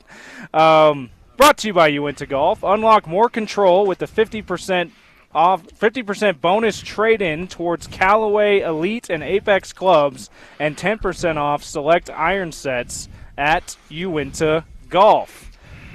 Harris English is your leader at 5 under. Tied for second, Jacob Skov Olesen. Also in that group, Matt Fitzpatrick. They're at 4 under, just one shot off the lead. And look at this. We got an Matthew Jordan. No. No relation to his airness. Is in the next group, tied for 6th at 3 under, is Matthew Jordan. Scotty Scheffler is in that group as well. I don't know if he wins. Is he going to be happy enough? By the way, Bryan, Is that what your takeaway was from that? no, absolutely not. I feel It like was there's very- a lot of people out there who probably took that away. Like, geez, this guy's crying about having to play golf every day. I do think he'll find some joy in it. Yeah, absolutely. And then let's look to see where Tony Finau is. Doing pretty well to start. Look at that. 1 under, tied for 19th. He's through 13, so he's still got a few holes to improve that score. Hopefully not do worse. That's, of course, an option in golf as well, though, Bryan. But 4 shots off the lead. That's a really good start for our guy, Tony Finau. I'm excited about that. It is a great start, and Tony's one of those guys that's just super easy to root for, not just because he's locally, but just because, the brand that he's built, the kind of person the individual he is, prioritizing his family. I think he and Scotty Scheffler are very similar in that regards, where it is bigger than just golf for them. But the real question I have for you is, how surprised are you that it's Harris English that is leading the Open Championship right now? See, that's a name, as a guy who's a lot more of a casual golf fan, that is a name I've heard of, so I can't be too It is surprised. a name that I've heard. It's not, like, there's some of these guys, we do these every week. I'm like, I don't know the first 5 names I just read, but Harris English is one that I know. So I'm not surprised from that standpoint if you've heard of a guy as a casual sports fan, they've got to be pretty good. But he's certainly not the biggest name on the board here. Like you would think. Now Scotty Scheffler is only 2 shots behind him. You'd think it'd be that guy who's a guy like that in contention would be in the lead. But the top of this leaderboard. These guys, the guy in first, Harris English, and the guys tied for second, not a lot of big names at the top of this leaderboard so far. It feels like it's kind of a parity is winning out in round 1 so far. And it'll be interesting to see which one of these guys can hold on throughout the course of the weekend. One name that I see on there that kind of piqued my interest, Ricky Fowler there, tied for 10th, 2 under. Yeah, within striking distance. Ricky, a wildly popular player, of course. I think a lot of people would be ecstatic if he ended up on top. I don't know if I said this on air the last time when we hosted for a whole week together, Bryan.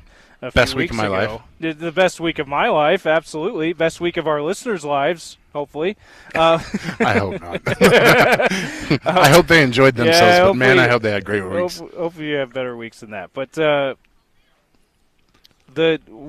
I was telling you, as a sports fan, there's 2 rooting interests that I have that I have not seen win titles, right? Utah Jazz, of course, and hopefully that's on its way in the next however many years it's going to take, but hopefully that's on its way. And Tony Finau winning a major, that's next to the Jazz winning a championship. For me personally, that's the thing I want the most out of sports is to see Tony Finau win a major. So I'm excited that he's contending so far at 1 under. Of course, he's not leading yet, but the fact that he is within a few shots of the lead gives me some hope there. But as let's keep the Ted Lasso references rolling, as they say on that great show. It's the hope that kills you. But that's how badly I root for Tony. What about you? He seems to have such a good grasp on life and the balance between being a golfer and having an identity away from it. I think he'll be okay with it more than I will be. Yeah. Right. Like as a That's fan, well put. It's almost this desperation of just validate my guy. I think we saw that a lot with Rory at the Masters, Yes. and the emotion and the release and everything, and how much that meant to him, and really just the roller coaster that was him winning that tournament. Rory coaster was incredible. It was incredible, and it was great television. It was highly entertaining. It'll be one of those tournaments that I remember for a long time. And I do, if you ask me what my favorite Tony Finau moment is, the one that stands out the most in my head is him twisting his ankle at the Masters. Yep, in the par 3 contest. Yeah, and he's had some great wins and some great tournaments, and so in that regard, I really want to see him have something just powerful and memorable, because he is a terrific golfer. He's a great representative of the state. You can say all the nice things about him, but also like he's just a guy who works and grinds, and you want to see those guys have success, because that's supposedly what this is all about, right? Yeah, absolutely. So we're pulling for our guy Tony Finau here, and pumped to see that he's in contention so far with a few shots to go in his opening round of the Open Championship. Where does the Open rank for you of the 4 majors, Bryan? I feel like everyone says Masters #1, but the Open is the beginning of golf. Like it's also a very special tournament. It might be the one that I'd most like to see in person, just because I would love to go over there and experience what golf was really like. At its beginning. At its origins. I can't say that it's my favorite, because I think the Masters has the advantage of being the first, right? Yep. But I think each championship has its own individuals. I do like that they moved the PGA up so that it gets a little more shine, and so your major is now the Open Championship that kind of finishes the season. Yeah, that's it. The other 3, particularly the Masters and the British Open/Open Championship, those 2, no matter where you put them on the calendar, people are gonna be excited, and you're gonna get lots of eyeballs and lots of people talking about it. Obviously, purists will be like, you don't move the Masters has to be first all the time. I'm not saying because of what I said you should move the Masters around. But if you did, nothing would be taken away from it. PGA is one of those that, with it traditionally before the last couple of years being the last of the year, it got forgotten a lot, because there was so much fanfare for the Masters to start the major season out. Obviously, a lot of fanfare for the Open Championship. It's the 3rd one traditionally. To have it come before the Open, I think does a lot of good for the PGA. I still think it'll be the 4th one for a lot of sports and golf fans, maybe 3rd if you're not a big fan of the U.S. Open.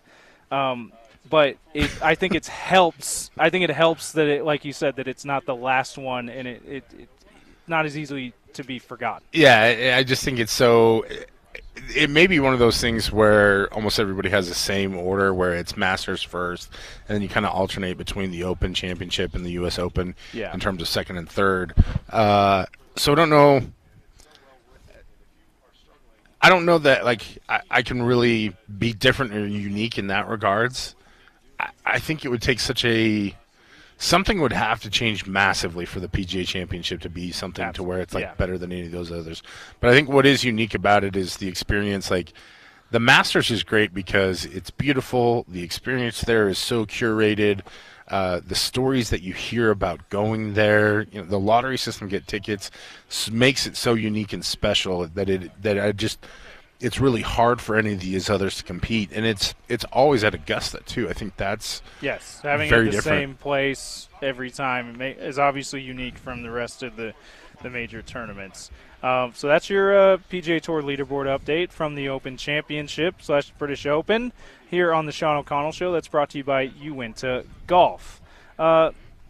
More ahead on the other side, about 3 minutes from now on the Sean O'Connell Show. James Peterson, Bryan Brown filling in for OC today. We're going to talk with OC, not next, but about a half hour from now at 1:30. This will be our last live show of the week, so we will air grievances. So get those ready, 877-353-0700. Give him a chance to preview the PFL Championship Series. But more ahead on the Sean O'Connell Show next on Utah's #1 sports talk, ESPN 700, 92.1 FM, proud to be part of Utah's ESPN radio network.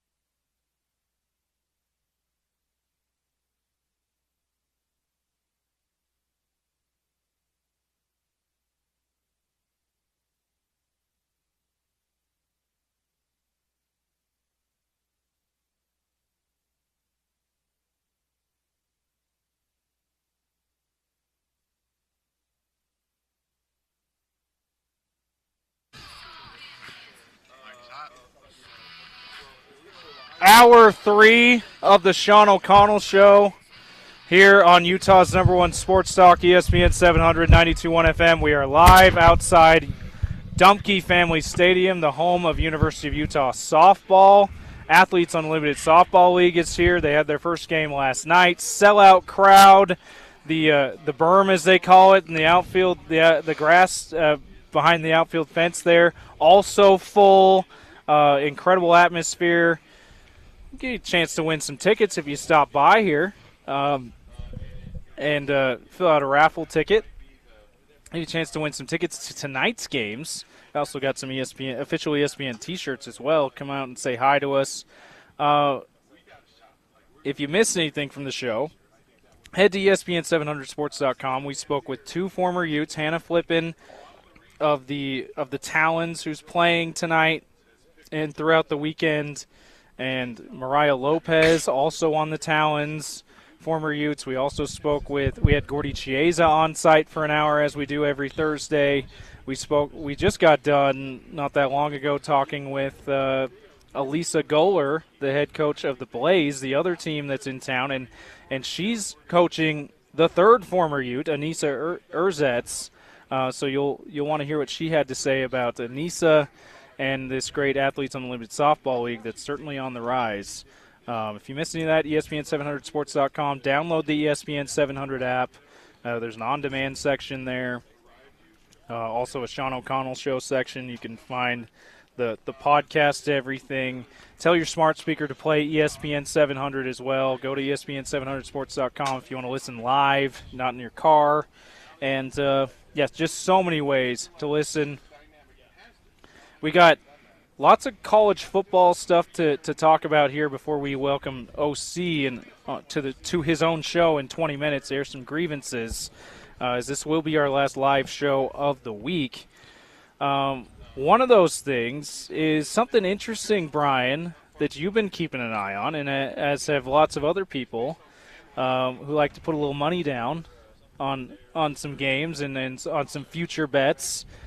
Ever since Big 12 Media Days, an interesting thing's been happening to the betting odds for the University of Utah in terms of their chances to win the Big 12 championship. Yeah, it's an interesting phenomenon because the Big 12 this year did not do a preseason poll, and I have no idea if last year was the influence on that because Utah was the preseason favorite. But the odds, so credit to Josh Furlong, who has also been following along with this, but BetOnline AG has Utah football as the betting favorite to win the Big 12 this year. FanDuel changed their favorite to Utah last week as well. Utah is at 5-1 odds to win the Big 12 Conference Championship. So is there a Whittingham, a Kyle effect from media days that has swung people's opinion of the Utes in favor of them being the front runner? It's kind of and what I wanted to ask is, what do you think was the catalyst for that? Yeah, I think it's interesting to consider because, observing media days, we obviously had our own shows with Spence and OC anchoring things down there for us, and I was back in the studio producing that, so I was able to pay really close attention to things. From my perspective, the way that Utah, the confidence, but not arrogance, not even close to arrogance, that Utah carried themselves with in this iteration of media days, and I'm not saying that last year or in past years in the Pac-12 that they did carry themselves with some arrogance. I'm just talking about this year, despite the 5-win season that everyone wants to forget about, included most. First and foremost, the people in the building. That was such a dad move right there, about that. By the way. The wind was blowing and there was a napkin on the loose. James just snatched it out of the air. Right, hey, yeah. Those dad energy right there. Those dad reflexes are kicking in. Yeah. But after that season, to come in with the same kind of confidence and the same air of stability that you always do, I think it certainly had an impression on me, and also just the media being able to see Devin Dampier for the first time. This is a dynamic personality. This is a guy who, again, very charismatic, but also not over the top obnoxious. Like, there's a line there. He is certainly on the line of charisma that people get drawn to. I think that those two things probably had a lot to do with it. Just that, hey, wow, these guys only won 5 games last year. Look at how they're carrying themselves, and seeing, hey, look at this new quarterback. He's got something about him.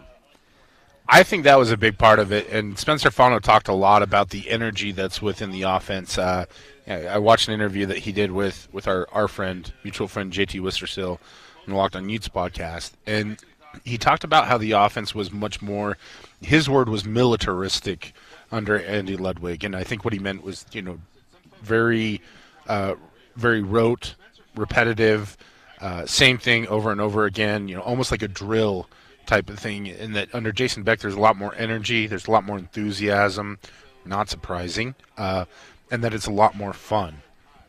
You combine that with the fact that it seems as if the media is doing their prep work a lot later in the calendar now because of all the movement with the transfer portal, and shout out to services like Phil Steele and Brett Ciancia's Pick Six previews. I don't know how they're able to put together those magazines, and they get them out like right after spring ball. Yeah, and they're pretty accurate, even though there's a whole transfer window after that. And Brett picked Arizona State to be the winner in the Big 12 in the Pick Six previews, which again highly recommend if you're a sicko like us. Those are good publications to look at. I once wrote the preview for Lindy's one time for Utah, so if you want to go there, but that says kind of the level that they're dealing with. No, but I think it's interesting because this was the first opportunity that a lot of media members had to sit down and look at the Big 12, look at the season from last year, look at what's carried over for Utah, and see that was a pretty efficient defense. Only allowed 19 points per game. Now you're bringing in Devin Dampier, and he was charismatic as could be. He was dynamite in the interviews. I think he brought a great attention to the program in that regard, and he really his exposure to a lot of people has been very minimal up until that point.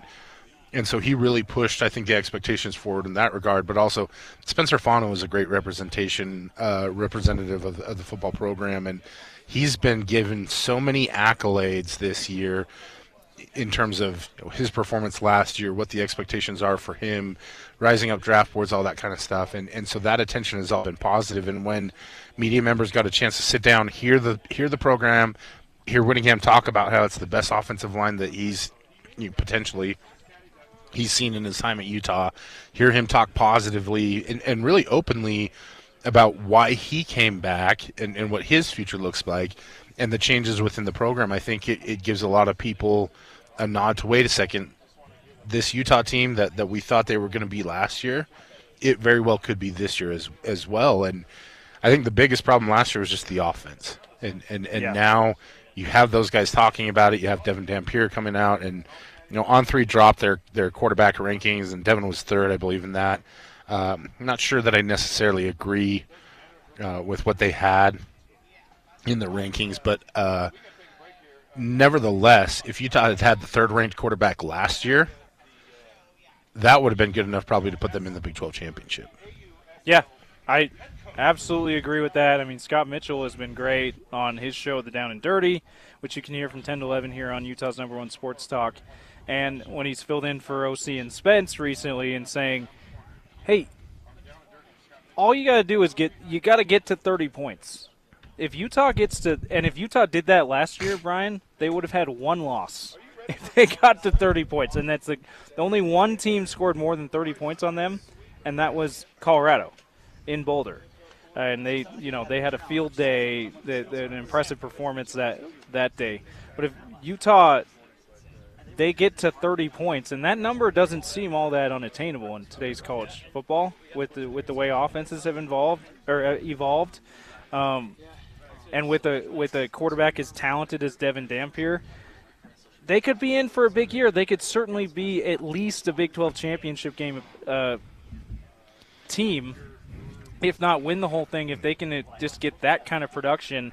And it feels like now, of course, the wide receiver room is always going to be a question mark till we see them, some guys produce the way that you'd like wide receivers to produce. Mm-hmm.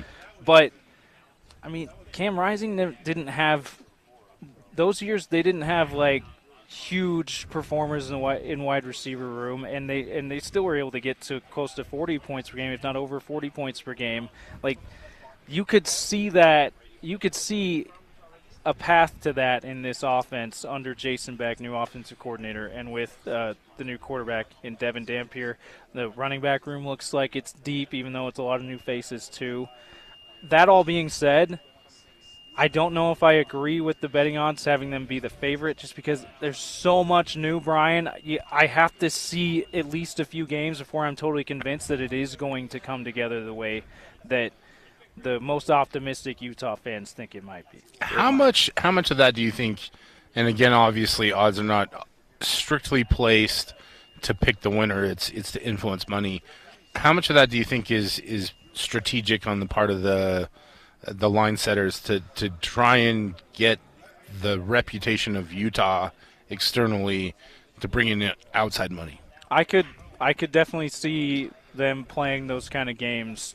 I think that there's reason for doing that. I mean, you just look at last year preseason with the team that they looked like they were going to have going into the season, led by Cam Rising. They were in the last Big 12 Media Days poll maybe ever. They were the overwhelming favorite in that poll to win the conference preseason. And I think that there would be – and I think that the conference – would like to see Utah be, if not be a flag bearer for the conference, be one of the flag bearers of the conference because they came into it with so much fanfare, winning back-to-back Pac-12 championships not too long ago. So, yeah, I could see these sports books going, yeah, we need to get a little more interest in this conference, and this is a school that – with the reputation coming into when they came into the conference could probably be that catalyst, that driver of interest in betting Big 12. So I could see that being part of it. Nobody really gets upset with the odds makers when they set these, right? Like, yeah. Nobody goes, if Utah doesn't come through, nobody goes to FanDuel and goes, shakes an angry fist like, hey, this is all your fault. It's Utah that has to carry the burden of you didn't fulfill those expectations that were set by outsiders on you. And so I think that's a unique aspect of this as well. Like they're not culpable in any way, shape, or form. And so I think it is a nod to the brand that Utah has built. But to your point, I think the interesting part about it for me is that we really haven't seen anything from Utah last year up until this point to make us think that this team is going to be better. Yeah, seen anything. We've heard a lot, and maybe some people will point at spring game and be like, that's it, right? But we don't know anything concrete that tells us, like we did in 2024 where it was Cam Rising was coming back, Brent Keithy was coming back. You had this, defensively Utah is always going to be in good straits. I think depending on how good the defense is, it's always going to be top half of the conference. So I do think it is something, whereas if I'm looking at a Utah fan, as a Utah fan, I'm happy that our team is getting recognition, but in managing my own internal expectations, I'm like, I still got to see it. Yeah, like this could still, we've talked off air, this could still be an 8-win team. Yeah. Like I could see that. I could see it still being, I don't believe it'll be less than, they'll win less than 8 games. If you put a gun to my head, I'd say they're not going to win more than or less than 8 games. But it could still be a squirt gun. Yeah, okay, 7. No, like I could see like this could still be a 7-win team. Like we just need to see it. Like Devin Dampier is coming in with a lot of fanfare, and there's a lot of good reason for it. But the fact remains, what he's done is at the Mountain West level, and some of his numbers were only okay. From a quarterback perspective. Now, the counterpoints that OC and lots of other Utah fans that will bring up to that are also very valid. He had way less of an offensive line, and that certainly affects your how many interceptions you throw in some ways. He was even touchdown interceptions last year. That's something that a lot of people point at is like, really, is he going to be as good as he is? Like, look at what he did there. Behind this offensive line, that'll be a lot better. Now, it'll be you would think. Now, at that point, but on the other hand of things, it's like, well, or it's he just take away his biggest excuse, and we'll see how well he performs. I believe he'll perform really well, but I still got to see it. And I had a point that I made the other day because I've seen this stat floating around more and more that there were only 2 sacks allowed at New Mexico, and I'm probably guilty of this because I'm such a proponent of the most important player in pass protection is the quarterback, because you can get the ball out on time, you can evade, you can do all these things, and so so much of pass protection is on the QB more so than it is the 5 guys up front. And my point was, hey, Utah fans, don't take this as gospel and expect there to be 0 sacks allowed this season, because it's going to be a work in progress. He's going to be dealing with different things at a P4 level. There are guys that are going to close the gap when he scrambles to the outside, that are going to close that distance so much quicker than what he's used to. And I was really impressed because most of the Utah fans that responded with exactly what you're talking about. I'm more concerned about the TD to interception ratio. I'm more concerned about this. And so I think I do think this is a fan base that has high expectations because of what the program has done the last 5 years.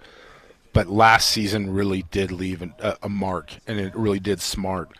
And so I do think that people are managing their expectations properly, and I think that matters because with a program like this, it is all about the winning. Really is. And if you don't win, there is nothing else to be. We don't get access to the players like we used to. The money aspect and the NIL has definitely changed things. You do have, like, I know the Fowler brothers host a podcast, but this is a reflection of me. I don't have the attention span to listen to every podcast out there. I get about 3 hours on the radio with UNOC, and even then, sometimes I can't always fit it in my day. So I don't have the ability to sample everything that the players are doing, and so I don't have that same closeness. It's important to me, but only to some degree. So I don't have that kind of closeness with the players and everything that I used to, both as a fan and as a working media member. I feel like I'm more emeritus now, but and so the only things that you really have to root for as a fan is winning on Saturdays. And if you can't get that accomplished, you can't get it done, it's going to be catastrophic for this program, for this athletic department. And I think Trevor Riley did a really good job of talking about how Utah's got to get back to who they were and the development aspect and being smarter about how they build the program, because the pockets are just not there right now. I'm not convinced that Utah can't find money. I think there is money out there to be found. I think this campus is a beautiful example of that. We're looking at the brand new, it's not called the Student Life Center, I can't remember, Student Rec Center, but there's also 3 or 4 brand new housing developments. There's the Lassonde Studios just to the right of us. This is all outside money that's helped develop that stuff. And one of those dorm rooms, residential housing is what I guess they call it now. One of those residences is named after Gail Miller. Yeah. And so there is outside money to be found for this program. But I think the only way that you really get there is if you win. And so it makes this year almost in a sense even more critical for the program moving forward. I'm glad you brought up the Trevor Riley interview yesterday on the drive with Spence Checketts. He spent about an hour with Spence, and it was incredible. If you missed that, ESPN700sports.com, the ESPN 700 app, search the drive with Spence Checketts wherever you get your podcasts. But it was incredible, as it always is with Trevor, an all-time great radio guest. But you talk about the money. And he was, as Trevor is, he was blunt and honest about we are behind when it comes to, and he wasn't just talking about BYU. He was talking about Utah. He was talking about Utah being behind, not just BYU, but a lot of different schools in the Big 12 and nationally. And if they're going to, if Utah football and basketball are going to get back to the glory days, basketball much longer ago than football. Going to have to catch up.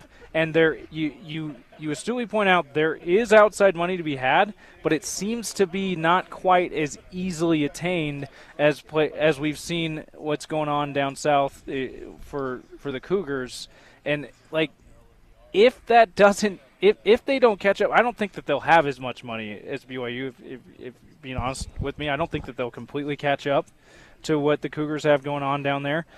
But if they can't at least be competitive that way, close the gap in a significant way, it does feel like if they don't get the wins, in spite of having less money, what you said, I think, is right. It could be catastrophic for the athletic department as a whole, including the football program. Utah has had to play catch-up in a lot of ways since entering into the Pac-12 with facilities. And so boosters are fatigued. We're sitting in front of a gorgeous facility here in the Dumke softball complex. It is beautiful. This is a stadium that probably rivals any in the West Coast. And yet, if you go 40 minutes south, there's an equally beautiful facility that's been there for 15, 20 years and is getting even more upgrades, right? And so that has been the biggest issue with Utah is competitively they've had to up the facilities. And you look at even the football, center now, it's not to the level that it was when they first built it. It's not to the level of some of the others in conference. Texas Tech right now, you want to talk about the money game. Everybody's losing to Texas Tech. It's they spent, I think, $60 or $80 million on their new football center, and then they're dropping $30 million reportedly on their roster. And so to that end, James, there is so much of a factor now with the money, and Utah's boosters, I think, are a little fatigued, a little exhausted from what they've had to do in order to get the facilities up to par. Now they're there, and now they're being asked to do more for NIL, and there has to be a motivating factor when you're at that point. It's when you're fatigued and you're beaten and you're down 30, there's not a lot of juice to go out there and keep competing at a play. When you're in the game and you're in the fight and you're only a point away from winning with a minute left, there is all the juice and all the energy and all the focus and the attention that you can possibly muster in trying to win. And I think that's the difference with Utah right now and the inflection point that the program's at.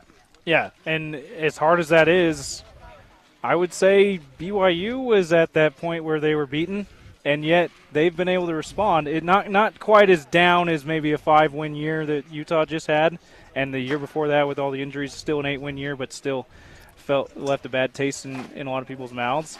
But Utah's program was in a much better place than BYU's up until recently, and yet BYU's been able to get the donors to take this big lead financially to help both the basketball and football rosters. So anyway, it's crucially important. That all being said, they still have a fantastic chance to be a Big 12 championship contending team this year. It's just going forward, if they can't muster that motivation, like you said, to catch up financially, not just to BYU but other schools in the conference and nationally, it might be in for a rude awakening here, especially after Kyle hangs it up. So something to watch, and don't mean to bring everyone down with that. No. This is a positive conversation. A little dose of reality there, and there's lots of positivity to take from it as well. I actually think that we just sold that as this is the most exciting season in Utah football history. Absolutely. Speaking of Utah football, we will talk more about this with Sean O'Connell, the host of the show, next. Let me just, before I tease it here completely. Yes, he has confirmed he will come on. We're going to do some airing of grievances as well, because this is the final live show of the week. We are live here at Dumke Family Softball Stadium on the campus of University of Utah, side of the Athletes Unlimited Softball League. They started games yesterday. They have a game tonight, Friday and Saturday. We've got tickets to tonight's game. If you come in, pick a raffle ticket, you'll have a chance to win some tickets tonight. Come hang out with us. Sports Center 50 States in 50 Days tour is also here. We've got ESPN T-shirts to give away as well. Sean O'Connell, the host of the show, is next. There are some grievances. We'll have him preview the PFL Championship Series going on in South Africa and talk Utah football with him as well in about 3 minutes. On the Sean O'Connell Show, James Peterson, Bryan Brown filling in for OC on Utah's #1 sports talk, ESPN 700, 92.1 FM.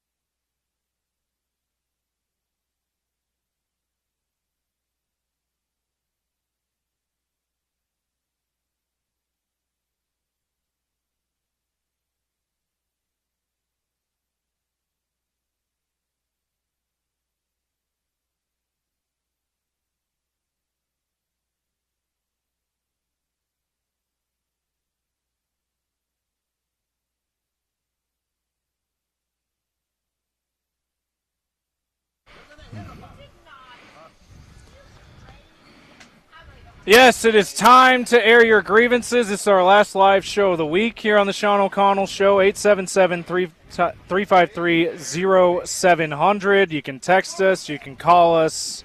and we will air those grievances for you. And the host of the Sean O'Connell Show, not today because he's out on location, on duty for PFL, but the guy whose name is on the program, Sean O'Connell, is on the show with us now. OC, welcome to your show. Thanks for having me, fellas. How are things going? Did you like the enthusiasm I had there? Not really. So, B-minus. okay. Wow. You know Grading what? on a curve. Okay. I appreciate the feedback. I love the opportunity to improve. OC, tell us about what's going on in South Africa for the PFL Championship Series. You talked a little bit about it on Monday with Scott. Give us set the scene for us there in Cape Town. Well, look, I'm not going to lie, fellas. I'm getting more and more excited as it gets closer. We had an opportunity to do the broadcast interviews with the fighters today, and so talking to fighters about the opportunities in front of them as we launch PFL Africa, where it's the regional league, $100,000 at the end of the tournament, and then presumably an invitation to the global season and a chance to compete for really all your dreams, like big-time belts, big-time money. That's just so exciting to hear fighters at the beginning of that journey, and especially here where, it's a massive untapped talent pool, and so many of these guys have a chance to change their own lives and the trajectory of their families' lives with big money like that. It's really inspiring to see where they came from, where they're going. And then obviously, on the Champion Series, like, we've got undefeated Johnny Eblin. We've got undefeated Dakota Ditcheva, two of the biggest stars we have in the PFL, capping off the card on ESPN Plus, middle of the afternoon, at least U.S. time, on a Saturday when we got to get used to the Saturday afternoon, setting that aside to watch some college football. So it's just a perfect scenario, and I'm so pumped and so excited to be calling these fights. And it's a blessing to have such a cool gig like this. Is this your first time in Cape Town? It's my second time in Cape Town. I came 10 years ago just as a tourist, and I ate my weight in biltong, and I went cage diving with great whites at Hansby, and hiked up Table Mountain. And I actually got bit by a rock hyrax at the top of Table Mountain, which is apparently a really hard thing to do because they're mostly docile creatures. But I was trying to feed one a potato chip, and it ended up biting my finger. Do not feed the wildlife, OC. Did you miss the signs? Yeah. Don't feed the wildlife. And fun fact, James, you probably didn't know this. The hyrax is actually the closest genetic relative to an elephant. Even though they're small, they're like little prairie dogs, but they're the closest genetic relative to an elephant. Look it up. That is 100% true. I don't believe it. I don't trust you on anything, so I will have to look it up. No, So I love how you just kind of casually said you did 3 incredible things that probably no one else that has ever done. Certainly not in our circles, Bryan. That's awesome. Swimming with great whites and hiking, doing that hike and getting bit by the closest living relative to an elephant. Like, that's amazing. An animal that I had not heard of up until today. So, that's a new one. You are officially, all due respect to the great Bill Riley, you are officially the most interesting man that I've ever filled in for. Congratulations. I will send you a trophy or a medal. What would you like? Whatever you want. Do we need to get you a title belt? I don't know. I already have one of those. Okay. Another thing that complete the collection. Just another thing that we will never have, Bryan. I mean, I did bring you Stallions gear today, even though you're not here. You did? Are you being serious? I am 100%. He brought some rally towels, some blue Stallions rally towels. I actually have more for you though, so we'll take care of that off air. Full steed ahead. We just had an interesting conversation about something that Bryan and I have noticed, mostly Bryan. I won't take that much credit for this. With the betting lines moving much more in Utah's favor to the point where there's a handful of sports books that have Utah now as the favorite to win the Big 12, and it's really happened since Media Day, OC. Why do you think you were at Media Day? We were speculating as to reasons why the impression they made at Media Day might have influenced that. From your perspective, what do you think happened at Media Day or since Media Day that has got sports books and national media thinking, hey, we actually may be overlooking something in Utah here. Let's bump them up here closer to the favorite or make them the favorite in the conference? I think that's a reflection of people remembering who the head coach of Utah football is. I think that there's a lot of conversation, right, around the offseason and how dicey things seem to get, and the instability of not knowing what the offensive coordinator position was going to look like, and that influenced people's opinions, probably rightfully so, for several weeks in January, and then at media days, people are like, "Oh, look, Kyle Whittingham is still his alpha, dominant, energetic, football junkie self," and we got to have conversations with him, and he's enthusiastic about this new offense, and people started to do their film study and looked at what Devin Dampier was able to do at New Mexico in the same offense he's going to be running at the University of Utah, and people were talking about the offensive line for the University of Utah and the trenches, and you're just like, oh, you know what, this is actually probably closer to a traditional Kyle Whittingham team than we were giving it credit before. And what do you say about traditional Kyle Whittingham teams? Well, they've got a pretty good shot of competing for a conference championship. I really think that's all that happened, is people paid more attention, looked at what the roster still has, and looked at who the head coach still is, and were like, yeah, it's going to be a really good defense and an improved offense with a physical, experienced offensive line. That probably bodes well. Was there anything from media days that altered your perspective or your outlook on this season for any of the teams, not just for Utah? I will say, and I know people are not going to like this, on the home of the Utes, I think that those same sports books, and I think that a lot of the people at media days are sleeping big time on BYU. I just that is a team that has experience at all the right positions, that again has a great defense that is returning a lot of production and a lot of really good players, and obviously stole a really good player from the University of Utah and a couple others from Oklahoma State and other places like that. And yes, the quarterback uncertainty is a big question mark, but look at the numbers of what that quarterback actually produced and tell me that McKay Hillstead or Bear Bachmeier or Tracy Bourget could not produce those same numbers. You don't have to be better at the quarterback spot. Just do you think that they can produce that same number? Everybody's sleeping on the Cougars. I saw one sportsbook that had them at 6.5 wins this year. Guys, did you not learn from last year that the defense by itself is going to get them 5.5 wins? You just need the offense to get them another 2, and you hit the over on that thing. I think people are sleeping on BYU way too much. Again, I know people don't like hearing that on the home of the Utes. I still think Utah and BYU is going to be a great game and that Utah is going to get the win. But too many Big 12 media members, teams, etc., thinking that BYU is a non-factor because they lost their quarterback. This is the last live show of the week, OC, so 1:30 we got to air some grievances. You heard the sounder coming in. Do you have a grievance for us? I do have a grievance, and of course, because I've been traveling, you know that the grievance is probably going to be travel-related. Okay?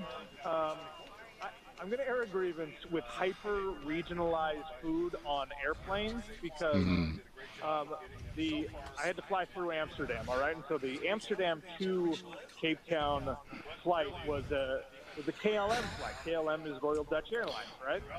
And let me tell you guys, the food on that KLM plane was it was all very weird. It was like smoked herring with mayonnaise all over it. And I'm just like, please, just throw a pasta. There's just a general buttered noodle with some chicken on it. We don't expect anything fantastic from airplane food. But on an 11-hour flight, you want something that is palatable and not something that only Vikings on long ocean journeys were going to be eating. And I love random food, but on an airplane with the heavy processed, and no thank you, okay? So just go with something a little bit more down the middle vanilla. KLM Airlines, great. Can't we just get a salad or something? That was my best. Salad would have been fine. Even a salad would be fine. This is my best Nacho Libre quote. Sorry. Get the quote out of my face. Yeah. Bryan, do you have a grievance Maybe it's with my impression of Nacho Libre. Not at all. James's impressions are one of my favorite parts of the show, without a doubt. My grievance right now is for the lack of people coming up to say hi before the start of this amazing softball event. Being on remote is a special experience for us. It's a lot of fun. We get outside. It's a beautiful day. There's a nice breeze up here. It's very cool. We've got free tickets for anyone who'll just show up. Yeah, so that's my grievance is get out here, people. Let's come on. Show up. Come on. Hopefully, as it gets closer to game time, the game doesn't start till 7:30. It was packed last night, Brian, like completely full in NOC. So hopefully we get more traffic for the drive and Cougar Sports on the fan. It's a Thursday in July. Tell the boss that you need a day. Yeah, come on.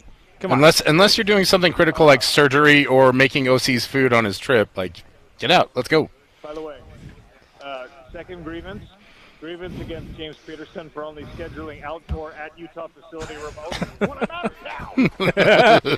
Hey, that's Sports Center's fault. There's another grievance that I'll save off air about that. I have a grievance that OC is going to eat his weight in biltong again and not bring any back for us to eat. Yeah, come on. Okay, tell me what that is. What is biltong? Do you know, Brian? Okay. Do you know, Brown Bear, you want to explain? It's kind of like a jerky-ish type. Oh, okay. Yeah. It's James. Imagine if you got beef jerky that was not like hyper-chemical tasting, and it was just made by traditional means of hanging beef and other antelope meats from a tree in the veldt on a South African farm. That is what biltong is, and it is fantastic, my friend. So Slim Jims.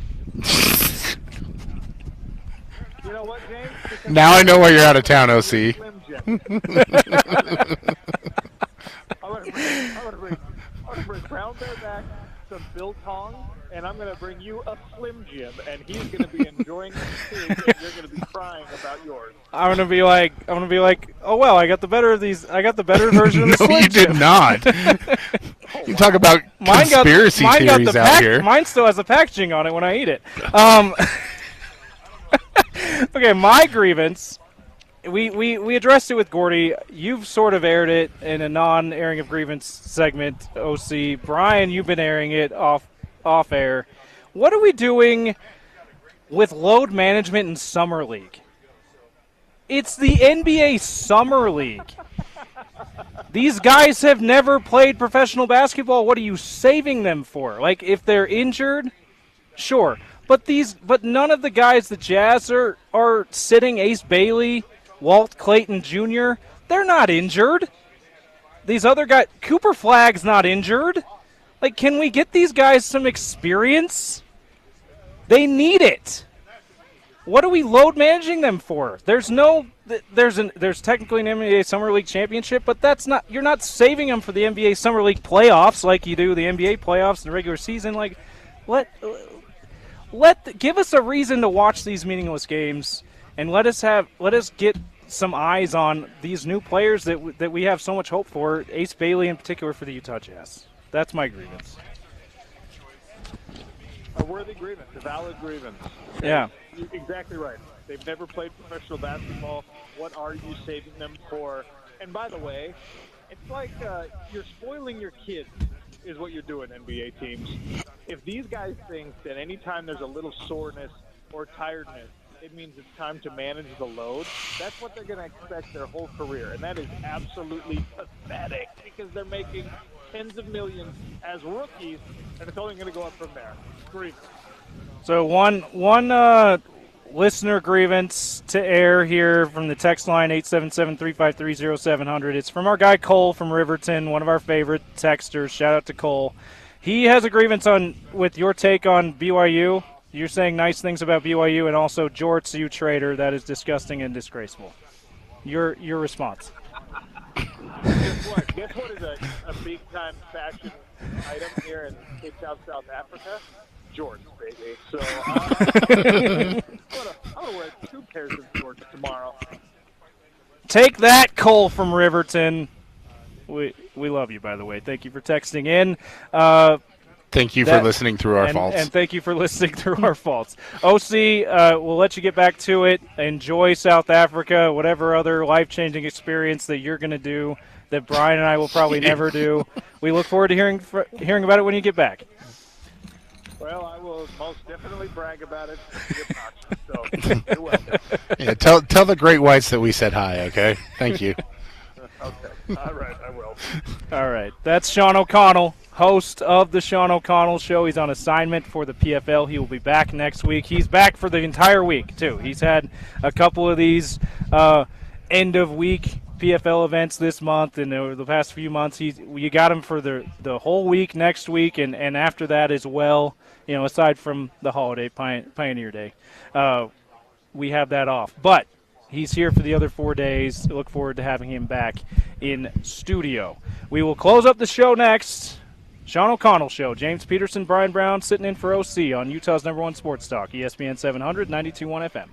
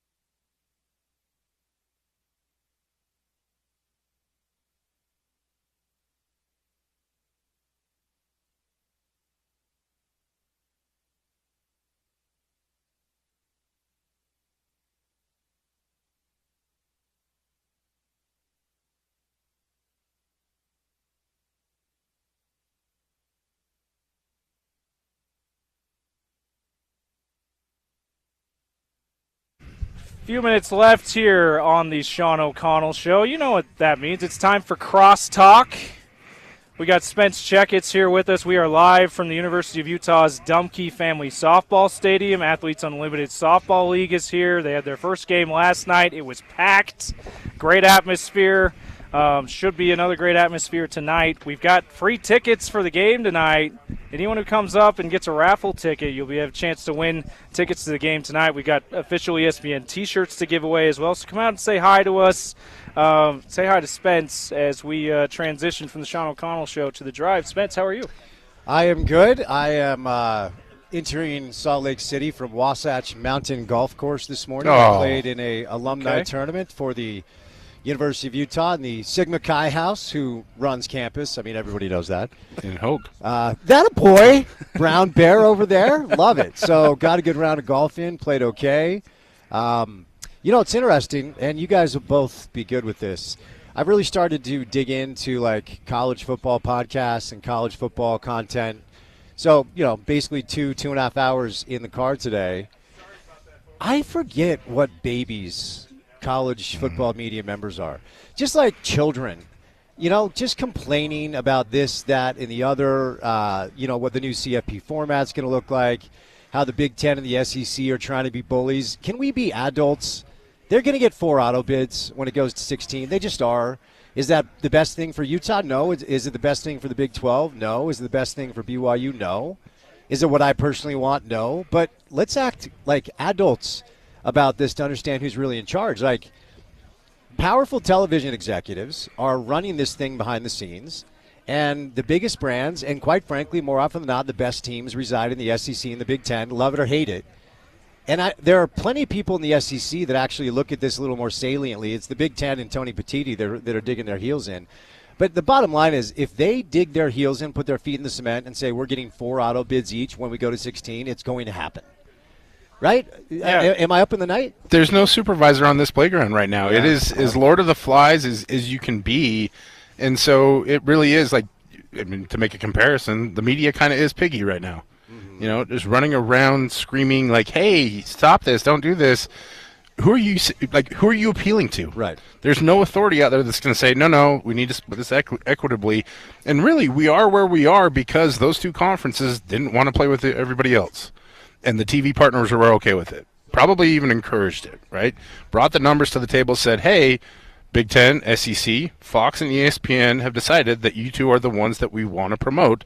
We just want to pay you all the money and let everybody, drift off into the darkness." And I think the sad part about that is, to your point, college football is at its best as a regional sport where the factions are talking about their sports regionally and covering them. I think that's part of why interest for Utah football has been different the last couple of years. These are not programs that you're familiar with. No. I guess this is disrespect. Ames, Iowa is not on a travel destination for me. Like, you went up to Wasatch. It's a beautiful golf course. It's not the same as Nibley, And Nibley is Ames, Iowa. It's a lot of these schools that you go to. I would much rather go play at Washington, USC, everything like that. That's been my gripe all along with this whole situation. But I also understand the reality of Utah has no other choice.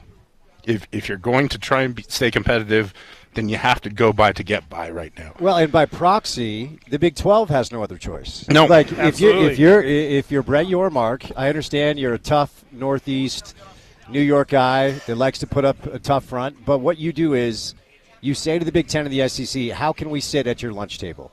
"Oh, you only want 2 of us at this table? Okay, that's fine. Guess what? That's better than 0. Yeah. Because at some point, if the Big Ten and the SEC really want to make a power play and pull away, they can. And anybody that's not at that lunch table has to do everything they can to make sure mom takes them school shopping to get the cool clothes. They're listening to the cool music. So you walk into the lunchroom, first day of school, and the Big Ten and the SEC say, "You can come sit with us." Yeah, this is a very Mean Girls situation, right? It is. Where it's like, it is. Love it or hate it. Yeah, you better figure out what it is that you can do to get on their good side. And I think that's why the headlines about you.